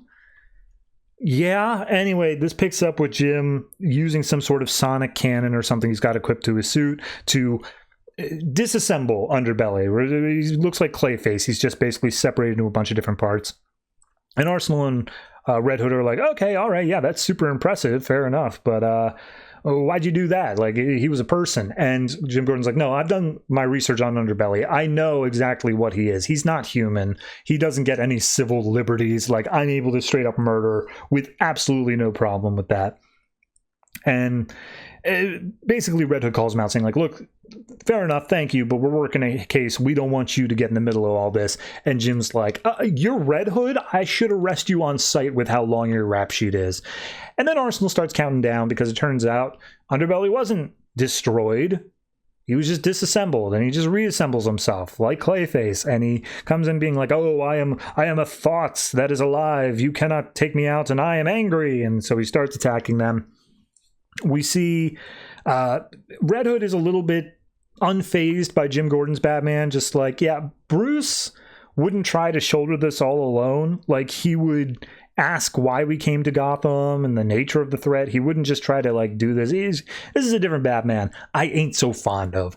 But regardless, we see Underbelly looks over, sees Red Hood and Arsenal, and be like, you did a lot to track me down from where we last met. Did you rethink my job offer? And they say, no way, we're here to kill you. And then Underbelly just goes for 3 pages on his backstory, which is essentially, there was a flashback in one of the 2 or 3 prior issues of Joker shooting a random janitor while they stole stuff from Arkham Asylum. Turns out one of the things they stole was he calls it a psychic siphon, which has a bunch of green goo inside of it. It got broken during that flashback, and it mixed with the unjustified killing of the janitor that Joker had. And in mixing with that thought, he came to represent crime as a whole, and he came out looking like a scraggly looking Clayface. So at that point, he says he clung to the shadows in the city of Gotham and, like, all this other stuff. He was looking and he saw all these crimes happening. And as he saw crime happening, he became one in another with the crime. As the crime was happening, it empowered him. He empowered it. It was a symbiotic relationship until eventually he defined the city. He, like, became like a crime boss here. And then he started expanding, putting aspects of himself all over the country, if not the globe. Sometimes he's out in the open, like running a corrupt business. Other times he has to stick more to the shadows. But regardless, he is evil incarnate, in his words. Or at least crime incarnate. And Red Hood's like, fair enough, but we didn't ask. Also, if you're responsible from the Joker or whatever, I personally believe, as Red Hood, that people who are impacted by the Joker to do bad things deserve second chances. To which point Jim Gordon comes in, punches a guy in the face, and says, I'm not getting this guy a second chance, screw this guy. So he just starts wailing into Underbelly, like, viciously beating him in. And mind you, he doesn't have blood and guts and stuff, but stuff does go flying. Like, aspects of him start flying off. And even Arsenal's like, who are we rooting for here? This is a bit much. And Batman looks over and is like, if you're not part of the solution, you're a part of the problem. Get out of here, kids. So at that point, Arsenal runs off and he's like, I got a plan. I'll be right back. And so he just leaves. And Jason's like, what do you do? And then all of a sudden Jason's eyes light up. And he leaps onto the back of Batman, and Batman's like, yeah, you here to help? And he's like, no, you must stop now. And he's like, oh, I knew you were evil deep down, Red Hood. And Underbelly's like, oh, nobody can resist my psychic draw for that long. All of their hearts eventually succumb to my influence. And then Red Hood shoots Underbelly in the foot and is like, nah, I'm not actually evil under it all. I'm just an asshole. And then Underbelly's like, my foot. Why did you think that would stop me? Nothing has stopped me. Why would you think shooting me in the foot would do it? So he grabs hold of Red Hood and Jim Gordon, like, pins them down to the ground. And he's like, oh, you, this is enough of that. I am going to make an example out of you for opposing me. And then all of a sudden an arrow with a glowing green glow pierces through Underbelly's chest, and he just explodes into a bunch of piles of goo, essentially dissolving.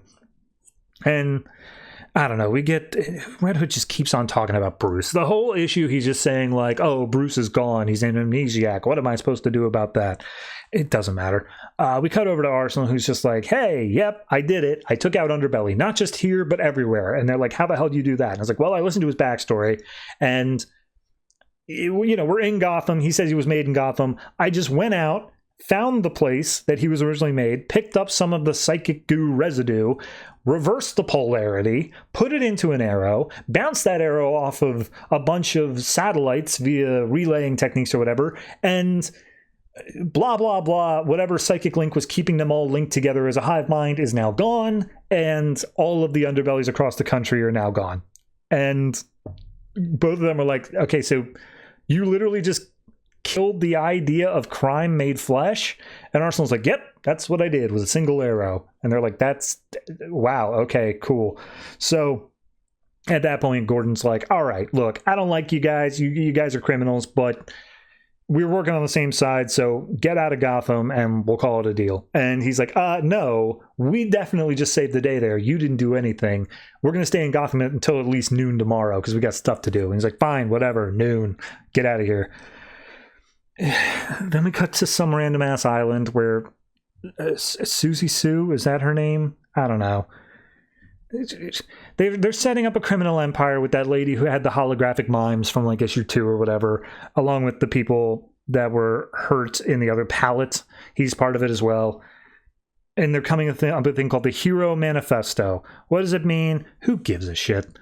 So we go over to the rec center where Bruce Wayne is currently working, but Jason Todd doesn't know that. And he's coming here because he's like, I grew up at this place and like things were bad for a while. I thought I'd stop by. And then Bruce pops out being like, hello, can I help you? And he's like, Bruce, what? And he's like, sorry, do I know you? He's like, no. I mean, we came across each other like once or twice. I used to live here for a while. And Bruce is like, oh, okay, yeah, just revisiting memories. I got that, cool. So they share a moment, and Bruce is like, yeah, this place has helped a lot of people. It's changed a lot of lives. And Jason internally is like, you have too, my man. And he gives Bruce a big hug, and he's like, I thought you were dead. Like, I thought, the whole reason I was reminiscing in this issue is that I thought you were dead. But turns out you're an amnesiac. Anyway, bye. So he walks off, and Bruce is like, okay, bye. Hope you got what you wanted there. And we see Arsenal's watching from a nearby rooftop saying, hey, good for you, Jason. You made some peace, and also you found out Bruce was alive. Maybe I can also make peace with my previous demons. And then Joker's daughter shows up, puts a gun to his head, and says, ha-ha, it's me! And then, I guess, pulls the trigger, because it says blam, and there's a blood spray. But we all know Arsenal did not just get shot in the head, so whatever.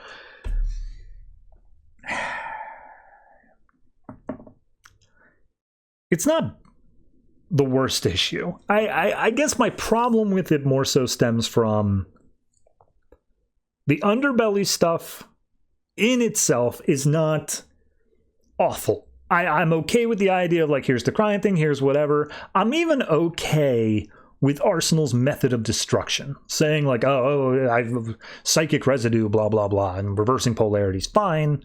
If you have to take him out, take him out. I'm okay with that for the most part. I'm also okay with the rec center stuff. I think that that's also a fine thing to cut to. But I feel like Scott Lobdell, and a lot of comic writers do this, but specifically Scott Lobdell I'm calling out here, is like, you cannot have an issue that is not setting up for a future issue. Like, you have to keep on baiting the reader and saying, oh, we have this mystery that's unfolding. We got to keep teasing it out. We'll never, it's the mystery box. You got to keep coming back, because anytime we answer one question, we're going to introduce 2 more. But it's done so poorly here because it's all crap I could not care about. Oh no, Joker's daughter's here. Okay. Why?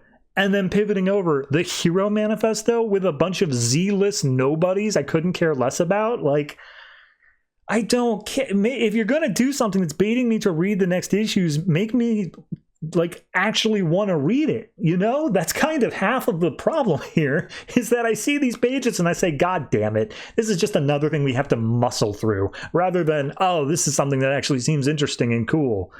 They're holographic mimes. Why would I think that's scary? Ugh. All right. Collectively, I'm going to give the issue like a 6. It's The issue itself is probably fine. Maybe it deserves like a 6.5 or something like that. But with those little extra little things of you will never let the story end, and we have to keep on teasing out this thing of, oh, what's this mean? What's that mean? It just pisses me off now. So 6, whatever.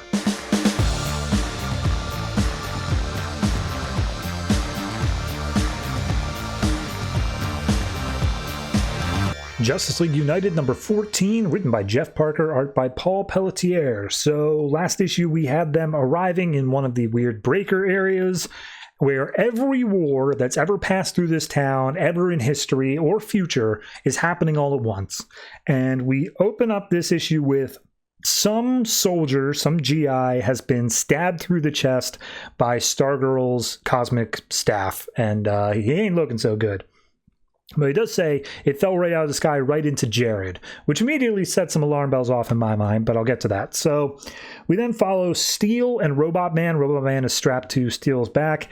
They're flying around in the sky. It's just like, oh, Stargirl was hit by a triplane. Like, we got to make sure we can find her, whatever. When all of a sudden they get locked onto by a very high-tech looking scope, and they get shot out by some energy beams. Steel is out of commission. Robot Man's still awake. And he's just like, Steel, I'm going to go ahead and assume you're out, and I'm just going to do my own thing. Luckily, my arm has started working again. And he extends out his arm to grab hold onto a tree branch and, like, spin them around at the last second. So they managed to survive the fall. We then cut over to Vandal Savage, which is being held by the Easy Company. And they recognize him because he was alive during their war, and they straight up said, like, hey, if we see you in here again, we're going to murder you. But they decided to change his mind. Now he's just a prisoner of war. And we see Babs is watching all of that from the distance and trying to keep an eye on things. So they lead him back into the cafe saying, like, hey, yeah, we came back into this cafe after our meeting. You were gone, but we noticed a stack of papers that were basically detailing the Nazi plans. Well, what's the matter? You had a falling out with them? And he's like, yeah, they broke our deal. And I didn't have anything else to do with it. It's like, wow, you really just have no alignment at all, do you? So at that point, we see them arguing about what they're going to do, how they're going to move forward. They see, like, we keep on fighting out there, but it's not like we make any progress. These men we've killed keep coming back day after day after day. That's not normal. And Savage is like, I know what's happening, but, like, none of your tiny pea brains could understand it unless, like, you've read Einstein at least. And then in steps Four Eyes, who's like, I've read Einstein, hit me.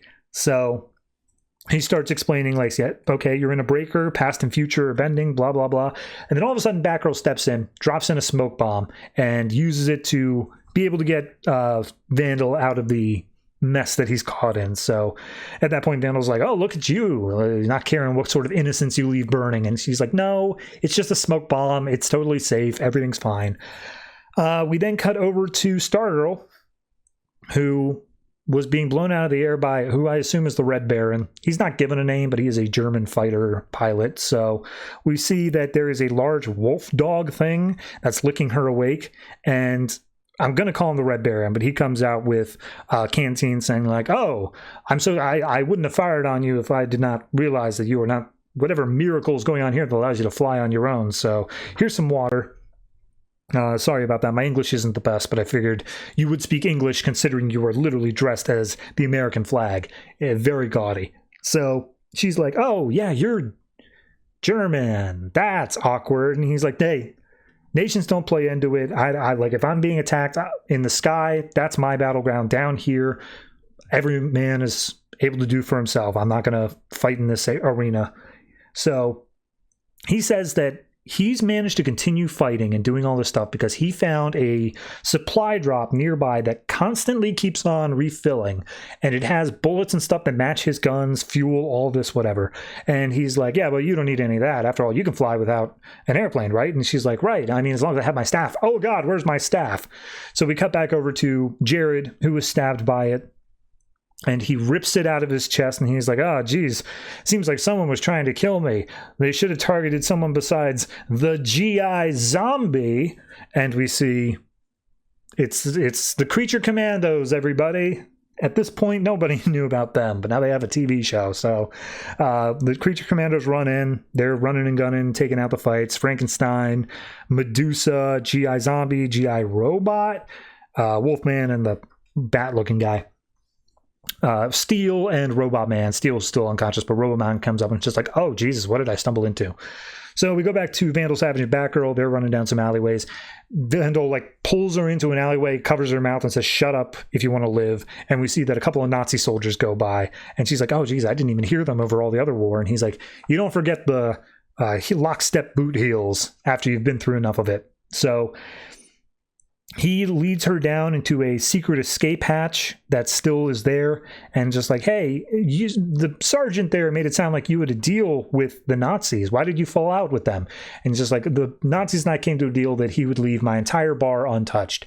That included my barmaid at the time, and she, or at least the one who was posing as our barmaid. He broke that agreement, and it's not said exactly what they did to her, but it's not implied to be good. So as they're going through the woods trying to get a lock on anybody's, they're on the radios trying to make a call. None of the signals are going through. It's all overlapping, crisscrossing. Nothing's happening. And we see someone is watching from the shadows with bandages over his face. I'm assuming the unknown soldier, because that's the only thing that fits here, but they never actually give him a name. A couple other soldiers come in, and they've got guns. Batgirl throws a batarang at them to try to take them out. It embeds itself into a Nazi soldier's face, and one of them sets off a landmine and causes an explosion. And Batgirl's horrified, but Vandal's just standing there with a smile on his face, like, "Ha-ha! The war never stops." So we see the Red Baron is taking Stargirl through the woods and just like, "Hey, by the way, I'm like 16, so like maybe don't be trying anything." And he's like, "I wouldn't anyway. Like you absolutely are not my type. You have my word as a gentleman." And he's just kind of is ruminating on like, this is hell. Like, no matter what, the war never stops. It keeps on going. Every day we shoot people down and they keep coming back. This is what I hate the most. I don't like this at all. So at that point, we see them reach the supply drop. It also has food and such inside. They start to carry it off, and we see they are also being followed by the unknown soldier. So we cut back to the creature commandos who are going through, trying to fight through as much as they can. They think Robot Man is an enemy combatant, so they pull up Medusa and say, "Oh, get him out of his armor, petrify him." And he's like, "Hey, that only works if you're organic material. I'm all metal, baby, so that ain't going to do anything." But then G.I. Robot comes up and starts trying to cut off his arm with a welding torch, and he's like, "Hey, you remind me of like previous models before my model got it right, which means you're not as cutting edge." And he rips off GI Robot's arm. GI Robot starts firing at Robot Man, who then goes over and picks up Steel's hammer, swings it around, takes off GI Robot's head. GI Zombie comes in with the cosmic staff and tries stabbing Steel with it. Steel wakes up just quick enough to grab hold of it and say, "Hey, you have no business using that. I don't even know how it works." But he backhands GI Zombie away over into the Bat, Velcoro, I think his name is. And immediately it's just like, all right, well, these guys do not have advanced weaponry enough to shoot me down. So what shot us down? What was the energy weapon? And then all of a sudden they're hit by it again. And it turns out it's an OMAC. It's the big blue mohawk wearing OMAC, this time calling himself the One Machine Attack Construct. They're really just pulling out all the war story stuff, every single one of them. Easy Company, Creature Commandos, OMAC, Unknown Soldier, doing it all. No, it's fun, I guess, is the biggest thing. Is that while the story itself doesn't seem like it's making any forward progress, like, they're all still looking for whatever's causing this bubble. It doesn't feel like they made any progress towards that at all. It's fun to have all these characters interacting with each other. That's kind of what I feel like the point of this is. Even if it doesn't make any sense of like, why Batgirl and Vandal Savage? Who knows? Who cares? It's just fun to see all these different aspects coming together. So I'm going to say this one probably gets up to the 7 for me. Not quite up to a 7.5. It is still good, but again, zero forward progress has been made. It's just having fun with the setting. So take that for what you will. Maybe you give it a higher rating than I would, but that's where I'm at.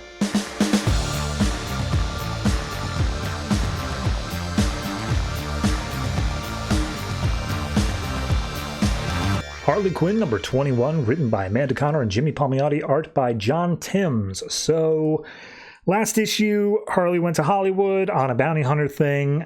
She met up with a cowboy that was on the walk, and turns out he had a rap sheet. And then the issue ended with Deadshot showing up and killing the cowboy because he was originally going to be the bounty hunter for Harley's thing. So we see Harley and Deadshot just fighting through this motel that they're in.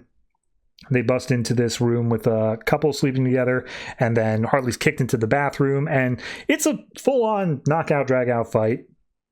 And as Harley's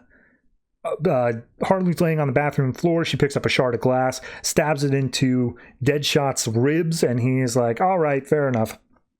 So she ends up kicking him in the face. He shoots down at the ground, I guess missing Harley, but shooting out the floor so that she lands in the next room down beneath, in which there's a completely unrelated and separate hostage situation going on, where there's just two brothers that have kidnapped this other couple. Deadshot drops down and immediately kills these guys.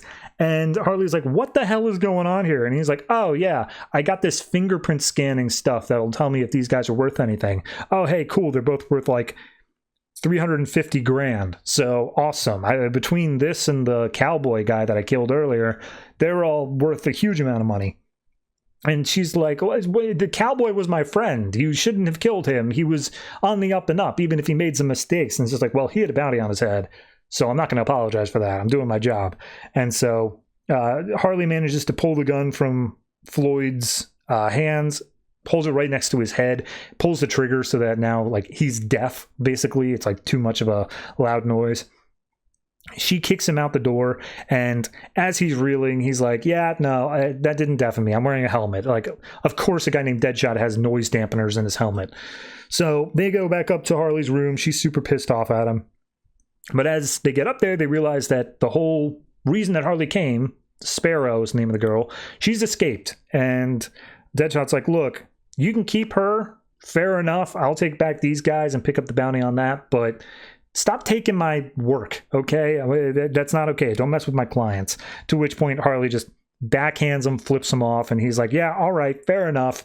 You're lucky that I've made enough money here that I don't care about you beating me up. And then she slaps him with a TV as well. So we then cut over to the Hollywood Hills, where we go back to that guy's house. I think it's Nick Stanley. So he was talking on the phone saying how he's going to get the money. This guy, Harley, comes up being like, hey, you know where Sparrow is? And she's like, Jesus, no, I don't. And also, you ruined everything. That robbery last night that you foiled, it was a fake robbery that I was going to collect the insurance money on to be able to pay off my debts, because, and then he gives the whole backstory of Sparrow showed up, she wanted to live the party girl life, Nick enabled her and then kept on enabling her, giving her more and more lavish things until eventually ran out of money, had to take some bad loans, and now he's in deep with the sharks.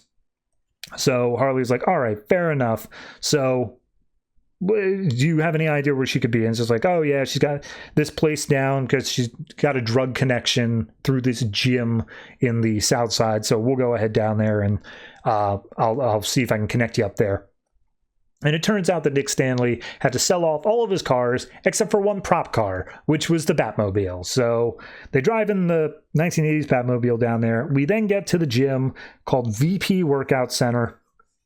And it turns out Sparrow is there talking to her drug hookups and just like, wow, yeah, that's crazy. You've been through a lot recently, but you also owe us an insane amount of money. So why should we not just ice you now because you've clearly been a bad investment? And it's like, well, if you ice me, I can't get you the money. Like that's an even worse investment. It's like, we're willing to write that off as a loss. That's fine. And it's just like, hey, look, I brought you guys a lot of business. It's like, fine, let me talk to the actual person in charge. She's this woman named Hannah who's giving a massage. Because again, they do just work at this gym. That's their front. So Hannah's giving the massage saying, hey, I'll be with you in a minute. Harley and Nick pull up in the Batmobile. She tells Nick, stay there, or I swear to God, I'm going to track you down and murder you. As Harley walks in, she's given some sass by one of the bouncers, who Harley then just reels back and punches her in the face and just says like, oh, hey, you might want to go down the street to any number one of these plastic surgeon places on the strip and get that looked at. So as Nick is chilling out in the car, in walks the sharks that he owes money to, and they see him there just like, what you doing here? Where's my money? And it's just like, there's a crazy clown girl who just robbed me and walked into that gym, and I'm sitting here waiting for backup to go in and go after her. And the sharks are like, oh, you better be telling the truth. We'll go in and take care of her. So Harley's trying to break into the back room to talk to Sparrow and Hannah, all that stuff. They see Harley, and they also see the sharks come in, just like, oh, the sharks aren't here for me. They're here for Nick. I don't know what they're doing inside the building right now, but she's here right now to try to get me back. So we got to take care of all this at once. So Hannah opens up the door, invites everybody in, and says, hey, no shooting, just for a minute here. Here's the deal. You all clearly want your own things. None of that has to do with the gym. We run a respected establishment, so we will give you all free gym membership for 6 months. You have full access if you just take this out back. And everyone's like, I mean, that's pretty good. It's a pretty swanky place. Yeah, sure. All right, yeah, we'll do that. So they open up the door to the back and say, gentlemen first, and all the sharks head out. And then they just slam the door shut and lock it with Harley inside. So at that point, the one guy pulls out his gun, tries to shoot at the doorknob. It bounces off, and all 3 bullets he fires land square in the foreheads of his 3 fellow members of the gang. So he goes running off to go get more help. Meanwhile, Harley's like, hey, yeah, about all the other stuff, let's come to an agreement. I'm just here for Sparrow. Mom hired to get me, and like she just needs to come with me. And Hannah's like, fair enough. She's been a pain in our ass. Whatever. Go ahead, take her. So, but the only catch is you have to take care of that last guy so that he doesn't come back here and try to kill us. And it's like, fair enough. So Harley goes out, kicks the guy in the face. He falls down on the ground, drops his gun. As the gun hits the ground, it fires off and into his own head. And he's now dead without Harley having to technically do it. We then see that Sparrow goes running because, of course, she does. Harley picks up the gun one more time, and Hannah's like, you're not going to shoot her, are you? And she's like, no, of course not. And she throws the gun, hits her in the back of the head, and knocks her out. So we cut to Hannah giving Harley a massage because why not? She's earned it. Sparrow is bounding gagged on a chair in the corner as Harley's recounting the whole story. And Hannah's like, Sparrow, you're such a bitch. Why would you put her through that? And Sparrow's like, so at that point, as Harley's getting her massage, Sparrow's mom shows up because I guess Harley called, and Sparrow's like, oh no. Harley gets up. They do a full page here of Harley being topless, and it's being blocked by stuff just because they know their audience, I guess. Meanwhile, she's talking to the mom, and it's just like, hey, look, I know you want to chastise your daughter. I know you want to like really put her through some punishment here, but she's just going to do it again.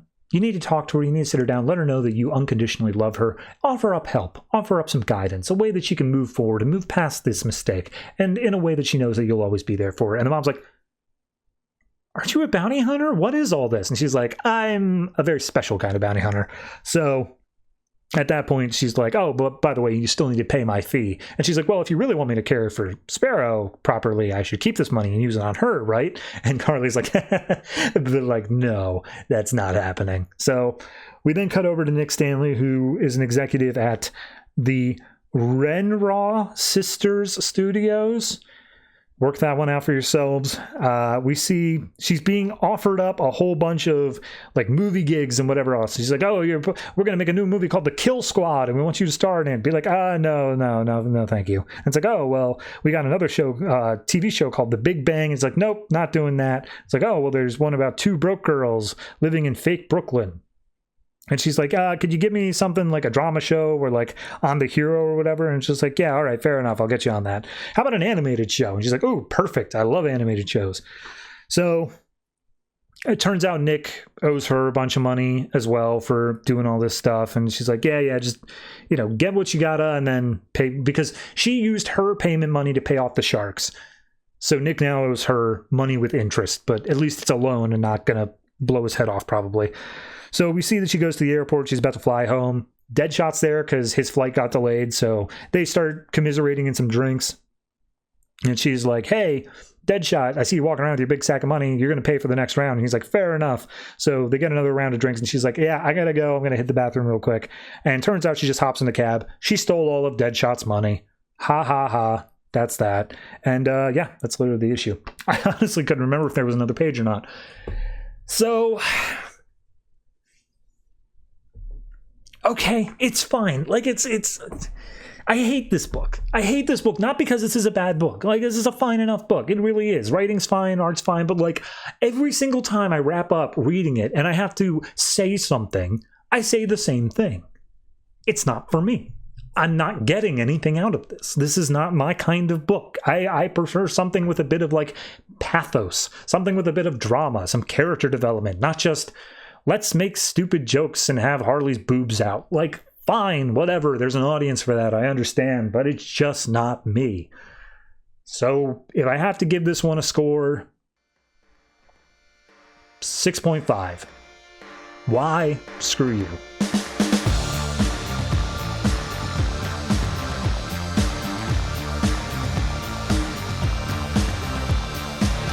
Earth 2 Society number 5, written by Daniel H. Wilson, art by Jorge Jiménez. So last issue, we had the whole thing with Val Zod's background with Kara and all this other stuff. This one is more focused on Flash, but more specifically, the end of last issue had the spaceship station thing falling out of the sky and probably about to crash into Metropolis. So we cut over to Earth 2 and Flash is seeing like, oh God, it's coming down, it's going to crash into Neotropolis, and there's nothing we can do. To which point Batman says, nothing you can do. And we see he's got his bat jet, his bat plane, whatever like that. And they're like, oh my God, yeah, that's perfect. And Balzad's like, well, if either of you think you're going up there alone, think again. We're all going up. So they all hop into the Batwing. They try to intercept the Overwatch, and it's just like, okay, so what's the plan here? And as they get in, they see Commander Sato's in there just being like, hey, we were hacked by some kid named Anarchy, and they also managed to blow the big like drawing of the A on the side. Don't ask us how. The only thing that can pull us out of this death dive, the only thing that could even give us some time, is that we have a giant pendulum mass that is supposed to go through a gyro tunnel fast enough to stabilize. We need speed. And Flash gets out of the ship like, I'm sorry, someone say what? So at that point, Valzad said he's too weak at this point. There's yellow zones coming up, but he can't actually push the mass. So it's going to be up to Flash to do it. So he's only got a minute to do it. He goes over, he goes to pick the ball, and he's like, I can't. This thing weighs like several hundred tons. Like, I can't do it. And they're like, Flash, if you don't do this, thousands will die. You have to do this. And then we cut to a year ago when everything was getting set up. Huntress and Red Arrow are talking to Flash and just like, hey, look, we've got hundreds of thousands of people with zero infrastructure. They will all die if we do not get some infrastructure built. This is important. You need to stop acting like a kid. And he's like, I am a kid. I'm 19. Does everyone just keep forgetting that? But he just sighs and he's like, all right, fair enough. So we see him zooming across the continents of this new planet, digging tunnels, laying wires, and he's like, after a day I was tired, a week I was exhausted, a month I was numb, and then finally I stopped running, and it looks like he was successful. He basically got everything set up, and he goes into Midwest City, and he's like, oh, hey, put up a sign saying thank you to me, how nice. So a couple months later, we see he's a local celebrity. He goes down to a bar and people are like taking pictures with him.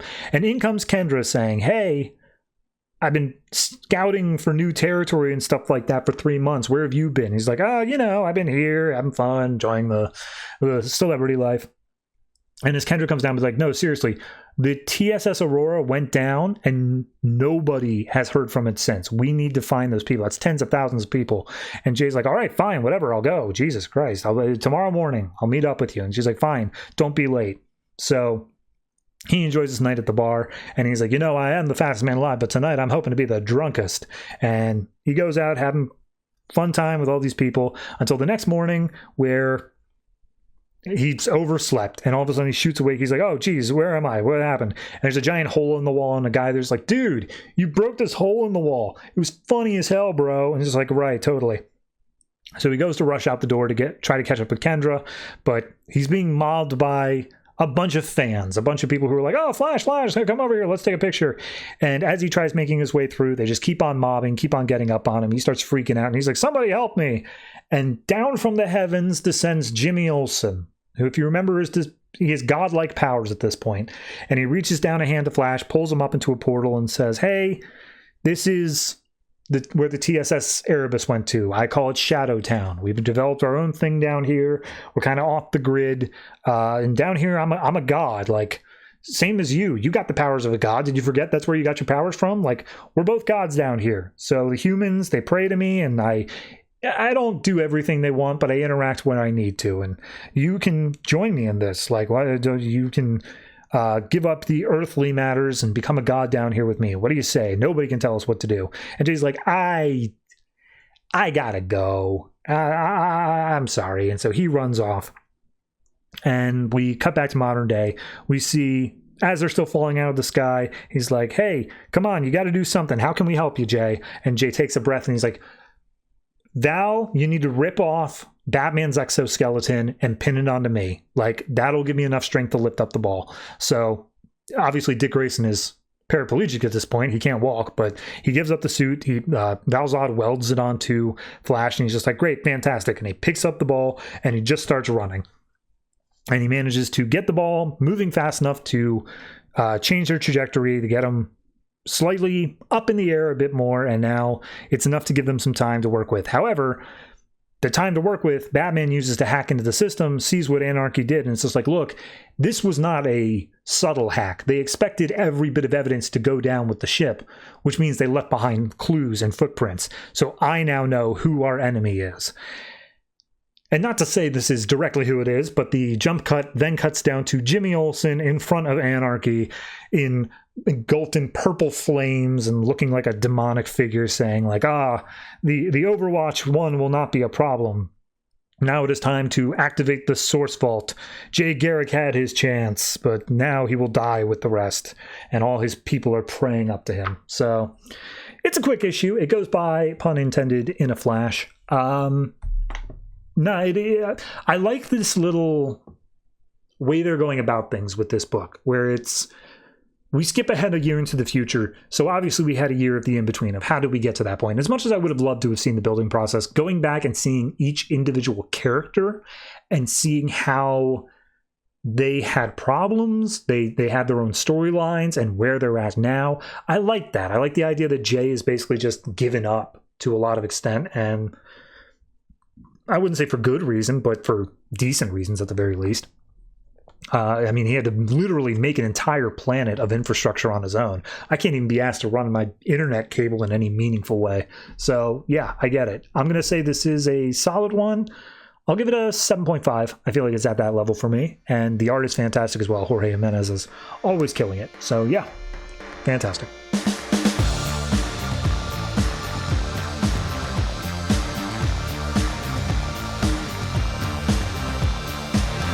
Bat-Mite number 5, written by Dan Jurgens, art by Corin Howell. So last issue was Booster Gold, Gridlock, doesn't matter. Literally does not impact this issue. So we pick up with a ripoff of Starbucks. Bat-Mite's gone in. He's picking up a whole bunch of big coffees. And he's like, yes, I love this caffeine stuff. It's fantastic. And as he's exiting the shop, we see his roommates, what's her name, and Weed. Yes, his name is Weed. They are coming down being like, oh, Bat-Mite, wait, what are you doing? Like, we would have lost you forever ago if you didn't stop at every single coffee shop on the way to wherever you're going. And he's like, oh, well, I was coming here down to City Hall or whatever because a bunch of agents of Gridlock are fighting against the Inferior Five. And they're like, Inferior what? Who? What the hell's the Inferior Five? And Bat-Mite says, like, yeah, they're a bunch of heroes who think they can make a difference, but like they all kind of suck in a lot of ways. Like they really cannot win against anything at all. But he pulls out the coffee and he's like, I can help them with the power of this elixir of the gods. And he downs an entire large maca, whatever, and we see he's got like swirly eyes. He's super rabid. And he's like, all right, everyone come over here. So just for a quick introduction for the audience, we have the Blimp, a guy who kind of just like floats around. And if the wind's in his direction, then he can fly technically. Awkward Man, who just trips everywhere. Merry Man, who I don't think has any powers, but he's super lightweight and couldn't throw a punch to save his life. Tough Bunny, who actually does have super strength. And White Feather, who's like Green Arrow, but he sucks. So that's all the Inferior Five. We see he goes over to Tough Bunny and it's just, hey, what's going on? And Tough Money, this entire issue, just keeps on calling him Batman, and he keeps on correcting her and just like, yeah, not Batman, but, you know, something else. So we see that collectively as they're fighting against these agents of Gridlock, like, Tough Money helps Awkward Man up to his feet. Her super strength ends up tossing him into the air. He gets tossed in the air and bumps into Blimp. Blimp takes out a few guys, which then frees up White Feather to be able to take a shot at 2 other members of the group. They're distracted because he completely misses his arrow, but because they're distracted, Awkward Man comes back down and manages to land on top of them. And then as Merrymaker is trying to fight against like 3 of the biggest guys, Bat-Mite steps in and is just like, okay, well, I guess luck can't get you everywhere because you are actually about to get like murdered here. So Bat-Mite teleports the guys away to some flagpoles nearby hanging from their underwear. So the Inferior 5 have managed to save the day, and they're like, oh, great, hey, cool, Batman's going to help us out. He's like, right, not Batman, but fair enough. But what were you doing here anyway? What was the big thing? What was Gridlock after? And it turns out there's a giant robot inside of this building, and it busts out at this point and says, like, ah, ha, ha, I've got what I wanted, I'm out of here. And they comment that it's Gridlock's voice. It fires an electric blast at them and then takes off on a bunch of rockets along with its minions, like, latched onto the side, and it's like, oh, it's rocketing away faster than we can do it. And they're like, wait a minute, Tough Bunny, don't you have super speed? Like, aren't bunnies fast? Isn't that the whole thing? And she's like, well, no, I have strength. And it's like, then why are you a bunny? I don't understand. But either way, Merrymaker steps up and he's like, Bat-Mite, you got to help us. The whole thing that was going on here is that there was a Star Trek-esque show called Galaxy Trek, and everyone loves it, fantastic show, but there was a pilot that was lost to the ages, and no one has ever seen it. There was a secondary pilot that was never released, and turns out it was found. It was brought into this museum. It was going to be unveiled to the public in a screening, but then that robot stole it. Now it's an irreplaceable artifact or whatever. And Batman's like, that's stupid. Why would we go through the trouble of that for a pilot tape? And Merrymaker's like, it's Galaxy Trek, goddammit. So at that point, he's like, all right, fair enough. But if you guys want to be able to do something, if you want to be able to take this down, then you're going to need improvements courtesy of Bat-Mite. So at that point, he snaps his fingers, turns the Inferior 5 into the Superior 6. And they're like, wait a minute, who's the 6? And it's like, well, me, I'm part of the team now. Bat-Mite's leader of the team. And then we go through what he did to impress them, which is Tough Money is now a super speedster instead of super strong, so it fits with the name. Blimp has become Zeppelin. He can control his flight and also shoot flames. White Feather is still White Feather, but he actually has good aim instead of bad. Awkward Man becomes Tripper, who can inflict vertigo on their enemies. And Merrymaker's now Mary Mac, who's just as 90s as you can possibly get. He's got it all. So at that point, they teleport away, and Weed is like, oh, you know, that team actually looks like it might actually be able to do something. So we cut over to Gridlock's lair, and we see that a couple of the grunts are the grunts from the first villain of this book, the one who's like a surgeon or whatever that changes bodies. Don't worry about it. It doesn't matter, except to say that they're trying to pay off their student loans. So we see that Gridlock gets the case that was holding the pilot, and it's just like, haha, now I will watch this on my own, and nobody else will ever get to see it, and I will immerse myself in its brilliance. And he's offering to pay his grunts in exposure instead of actual money.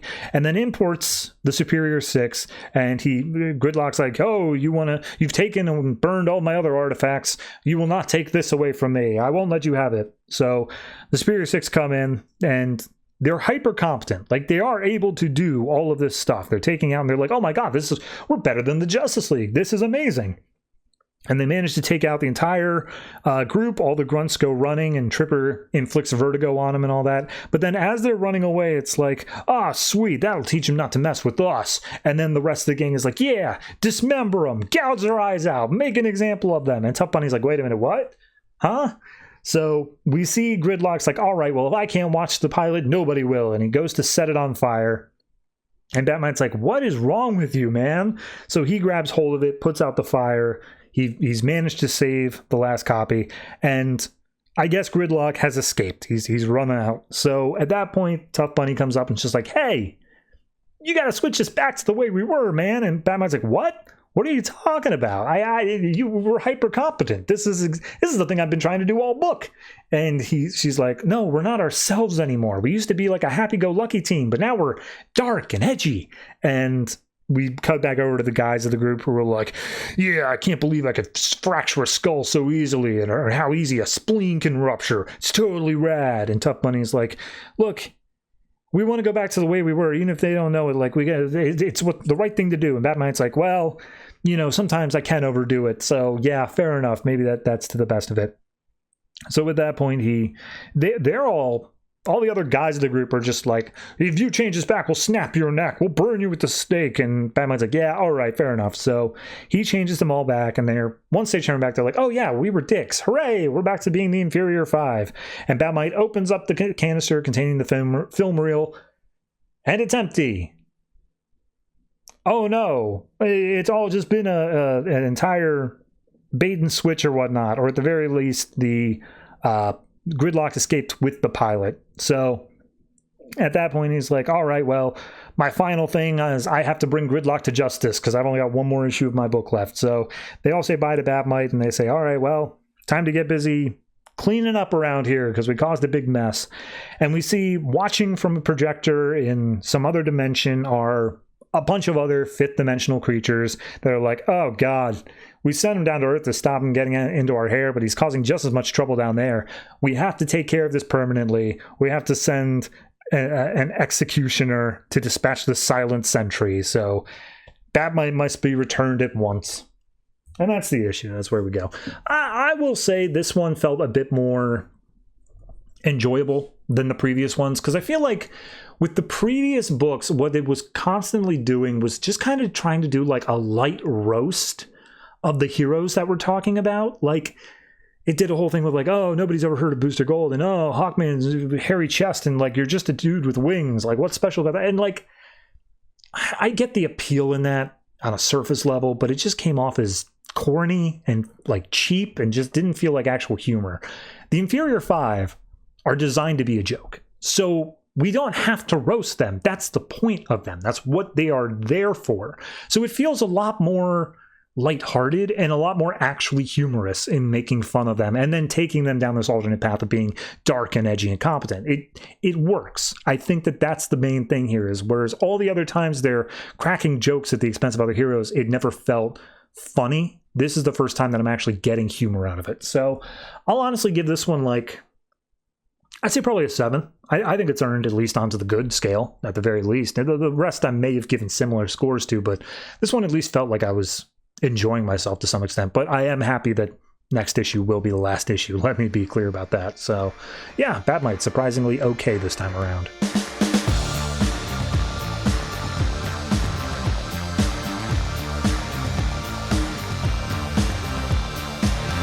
Batman and Robin Eternal #2, written by Tynion and Snyder and Tim Seeley, art by Paul Pelletier. So last issue we ended with Harper Rogue being attacked by Orphan, this guy who showed up and is working for Mother. This issue picks up and is just, she has been beaten down senselessly, and it looks like her brother has run off to try to go get help or whatever, but he's no longer in the building.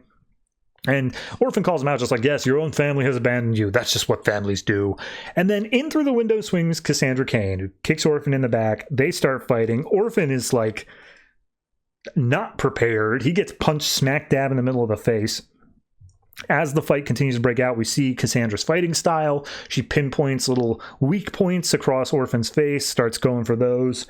And as the fight's continuing, we see Grayson pulls up to outside the apartment. Helena Bertinelli, the head of Spiral at this time, is like, hey, what's up? What are you doing? What's going on? And he's like, yeah, well, here's the deal. The person who was my handler / partner tried to get me killed via Spiral. Does Spiral know anything about Mother? Like, did you scan for this? And they're like, we've never heard of Mother in our lives. So no, Spiral doesn't know anything. And he's like, great, cool. That means I don't need to stay on the comms anymore. I'm out. And he turns it off and theoretically separated out from all of Spiral for this point. But he looks up and he sees the window breaking orphan being pushed out onto the balcony, and he starts leaping his way up, to which Stephanie Brown, who was out getting groceries, sees him acrobats his way up, and is just like, oh my god, kiss me, you sexy Batman. So at that point, we go back in. We see Orphan and Cassandra are still fighting. She's managing to land some solid points, but Orphan's calling her out, saying like, oh, you never outgrew how soft you were. You could have been hard as stone. And then she kicks him in the face, and he's like down for the count. So at that point, Harper manages to slide over, grabs one of her taser guns, shoots the railing of the outside balcony, which Orphan just has to be holding onto at that point. It electrifies him, and he ends up dropping down a few layers until Grayson, who's climbing up, grabs hold of him and is just like, all right, got him. He looks up, sees Cassandra there, and just like, what is going on? And at that point, Orphan comes to, kicks him in the face. Cassandra gives chase and gestures for Grayson to stay back and check on Harper. So he climbs inside just like, hey, are you Harper Rowe? What's going on? Like, we need to stop the bleeding. And she's like, no, check it out. And she points over to her blue bird gear and just like, wait a minute, you're a superhero too? Like, how many costumed heroes are in Gotham these days? And then in comes Stephanie dressed as Spoiler being like, get your hands off my roommate. And Grayson's like, are these things coming out in cereal boxes now? What the hell is going on? So Stephanie recognizes Dick from Forever Evil, saying, oh, hey, you died. Like, you were dead. You were Nightwing. And just like, yeah, that's not the point. Look, your roommate needs help. She's going to bleed out. Like, we need to get some help here. So at that point, he's like, yeah, the girl in black, she was going out. She'll chase down the guy. And Harper says, oh, she called herself Cassandra, or he called her Cassandra. To which point, Spoiler and Grayson stop the bleeding. And Spoiler's like, hey, Nightwing? He's like, no, call me Dick. And it's like, right.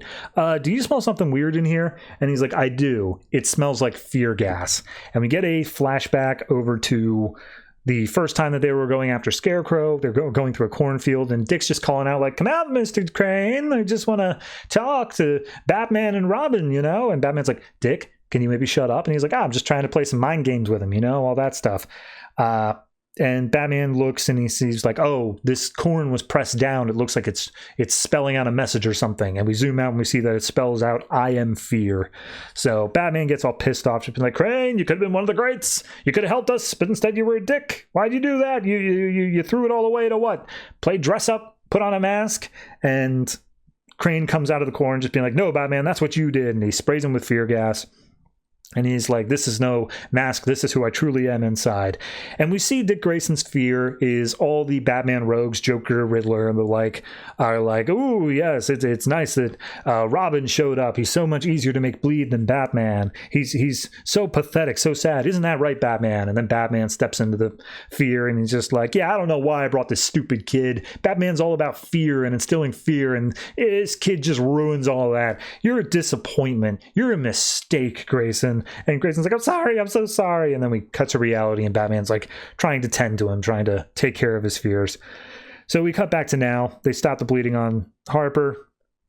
And, you know, Spoiler's like, hey, I hope you understand everything that's happened here. Like, we lost Batman. There's a big robot Batman now that, like, hates vigilantes. Like, we could have really used you, Dick. And he's like, yeah, look, I don't have time to explain whatever you are. And she's like, Spoiler. It's like, right, whatever. Point being, what's your real name? I need to know that. And she's like, oh, it's Stephanie Brown. It's like, okay, you're not on the list. That's good. And he's like, what about this list? And we see Red Robin comes in, Tim Drake. And Harper's like, hey, the gang's all here. And she's like, hey, yeah, I stopped by because I've got a bunch of cameras and sensors in here to keep an eye on Harper. And they were going nuts. And immediately Spoiler's like, I'm sorry, you were spying on us in our apartment the whole time? And he's like, no, I wasn't spying. I'm not a peeping Tom. It was literally just for danger stuff, exactly like this. And that's why I showed up. So at that point, he's like, yeah, look, they were out of camera range in seconds. Like, wherever they were going, they were in a hurry. And Dick is like, look, there was a list of names. The three Robins, you, me, and Jason were all on the list, including Cassandra and including Harper. Oh, God, Jason, he's on the list. So immediately they call up Jason, who's down at Noonan's bar. And he's like, hey, Red Hood, there's an assassin after you. You got to keep an eye out. And Red Hood's like, oh, you don't say? And we zoom out and see he's got a gun to Cassandra's head. And it's just like, what does she look like? So, yeah, that's the issue. I like this one. I think this is exactly the way that I think weekly comics should be, in that a lot, like when we go back to like World's End, that one had problems because it had so many threads moving all at once, and it was so hard to keep track of like A, B, C, D, all these different things happening. This one, it's keeping it so contained, and it's keeping it to basically just like 1 or 2 locations. And I really like that because it allows you to better keep track of what's happening on the week to week, instead of losing all of this extra stuff of like, oh, you might not have seen this character for 2 months, and then all of a sudden they're the main storyline. So no, I really appreciate this, keeping the characters centrally located. I'm sure we'll lose that. The sneak peeks show that this is going to become a globe-trotting thing, but I like as it is for now. So I'm going to say this one is actually,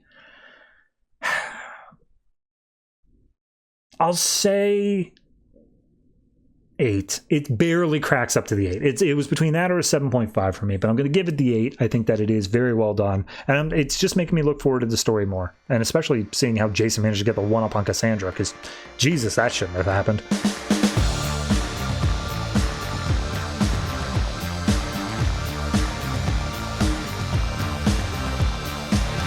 And that's it. That is all the comics that were put out by DC Comics this October 14th, 2015. And like I said at the beginning, it's a longer episode, but also I've got things to do. I am not going to pretend like this is something where I'm just going to sit here, chill out, shoot the shit for a while. Nah, I got stuff. I need to go. So I'm going to leave you real quick with the comics we got coming out next week, and then anything I'm contractually obligated to say.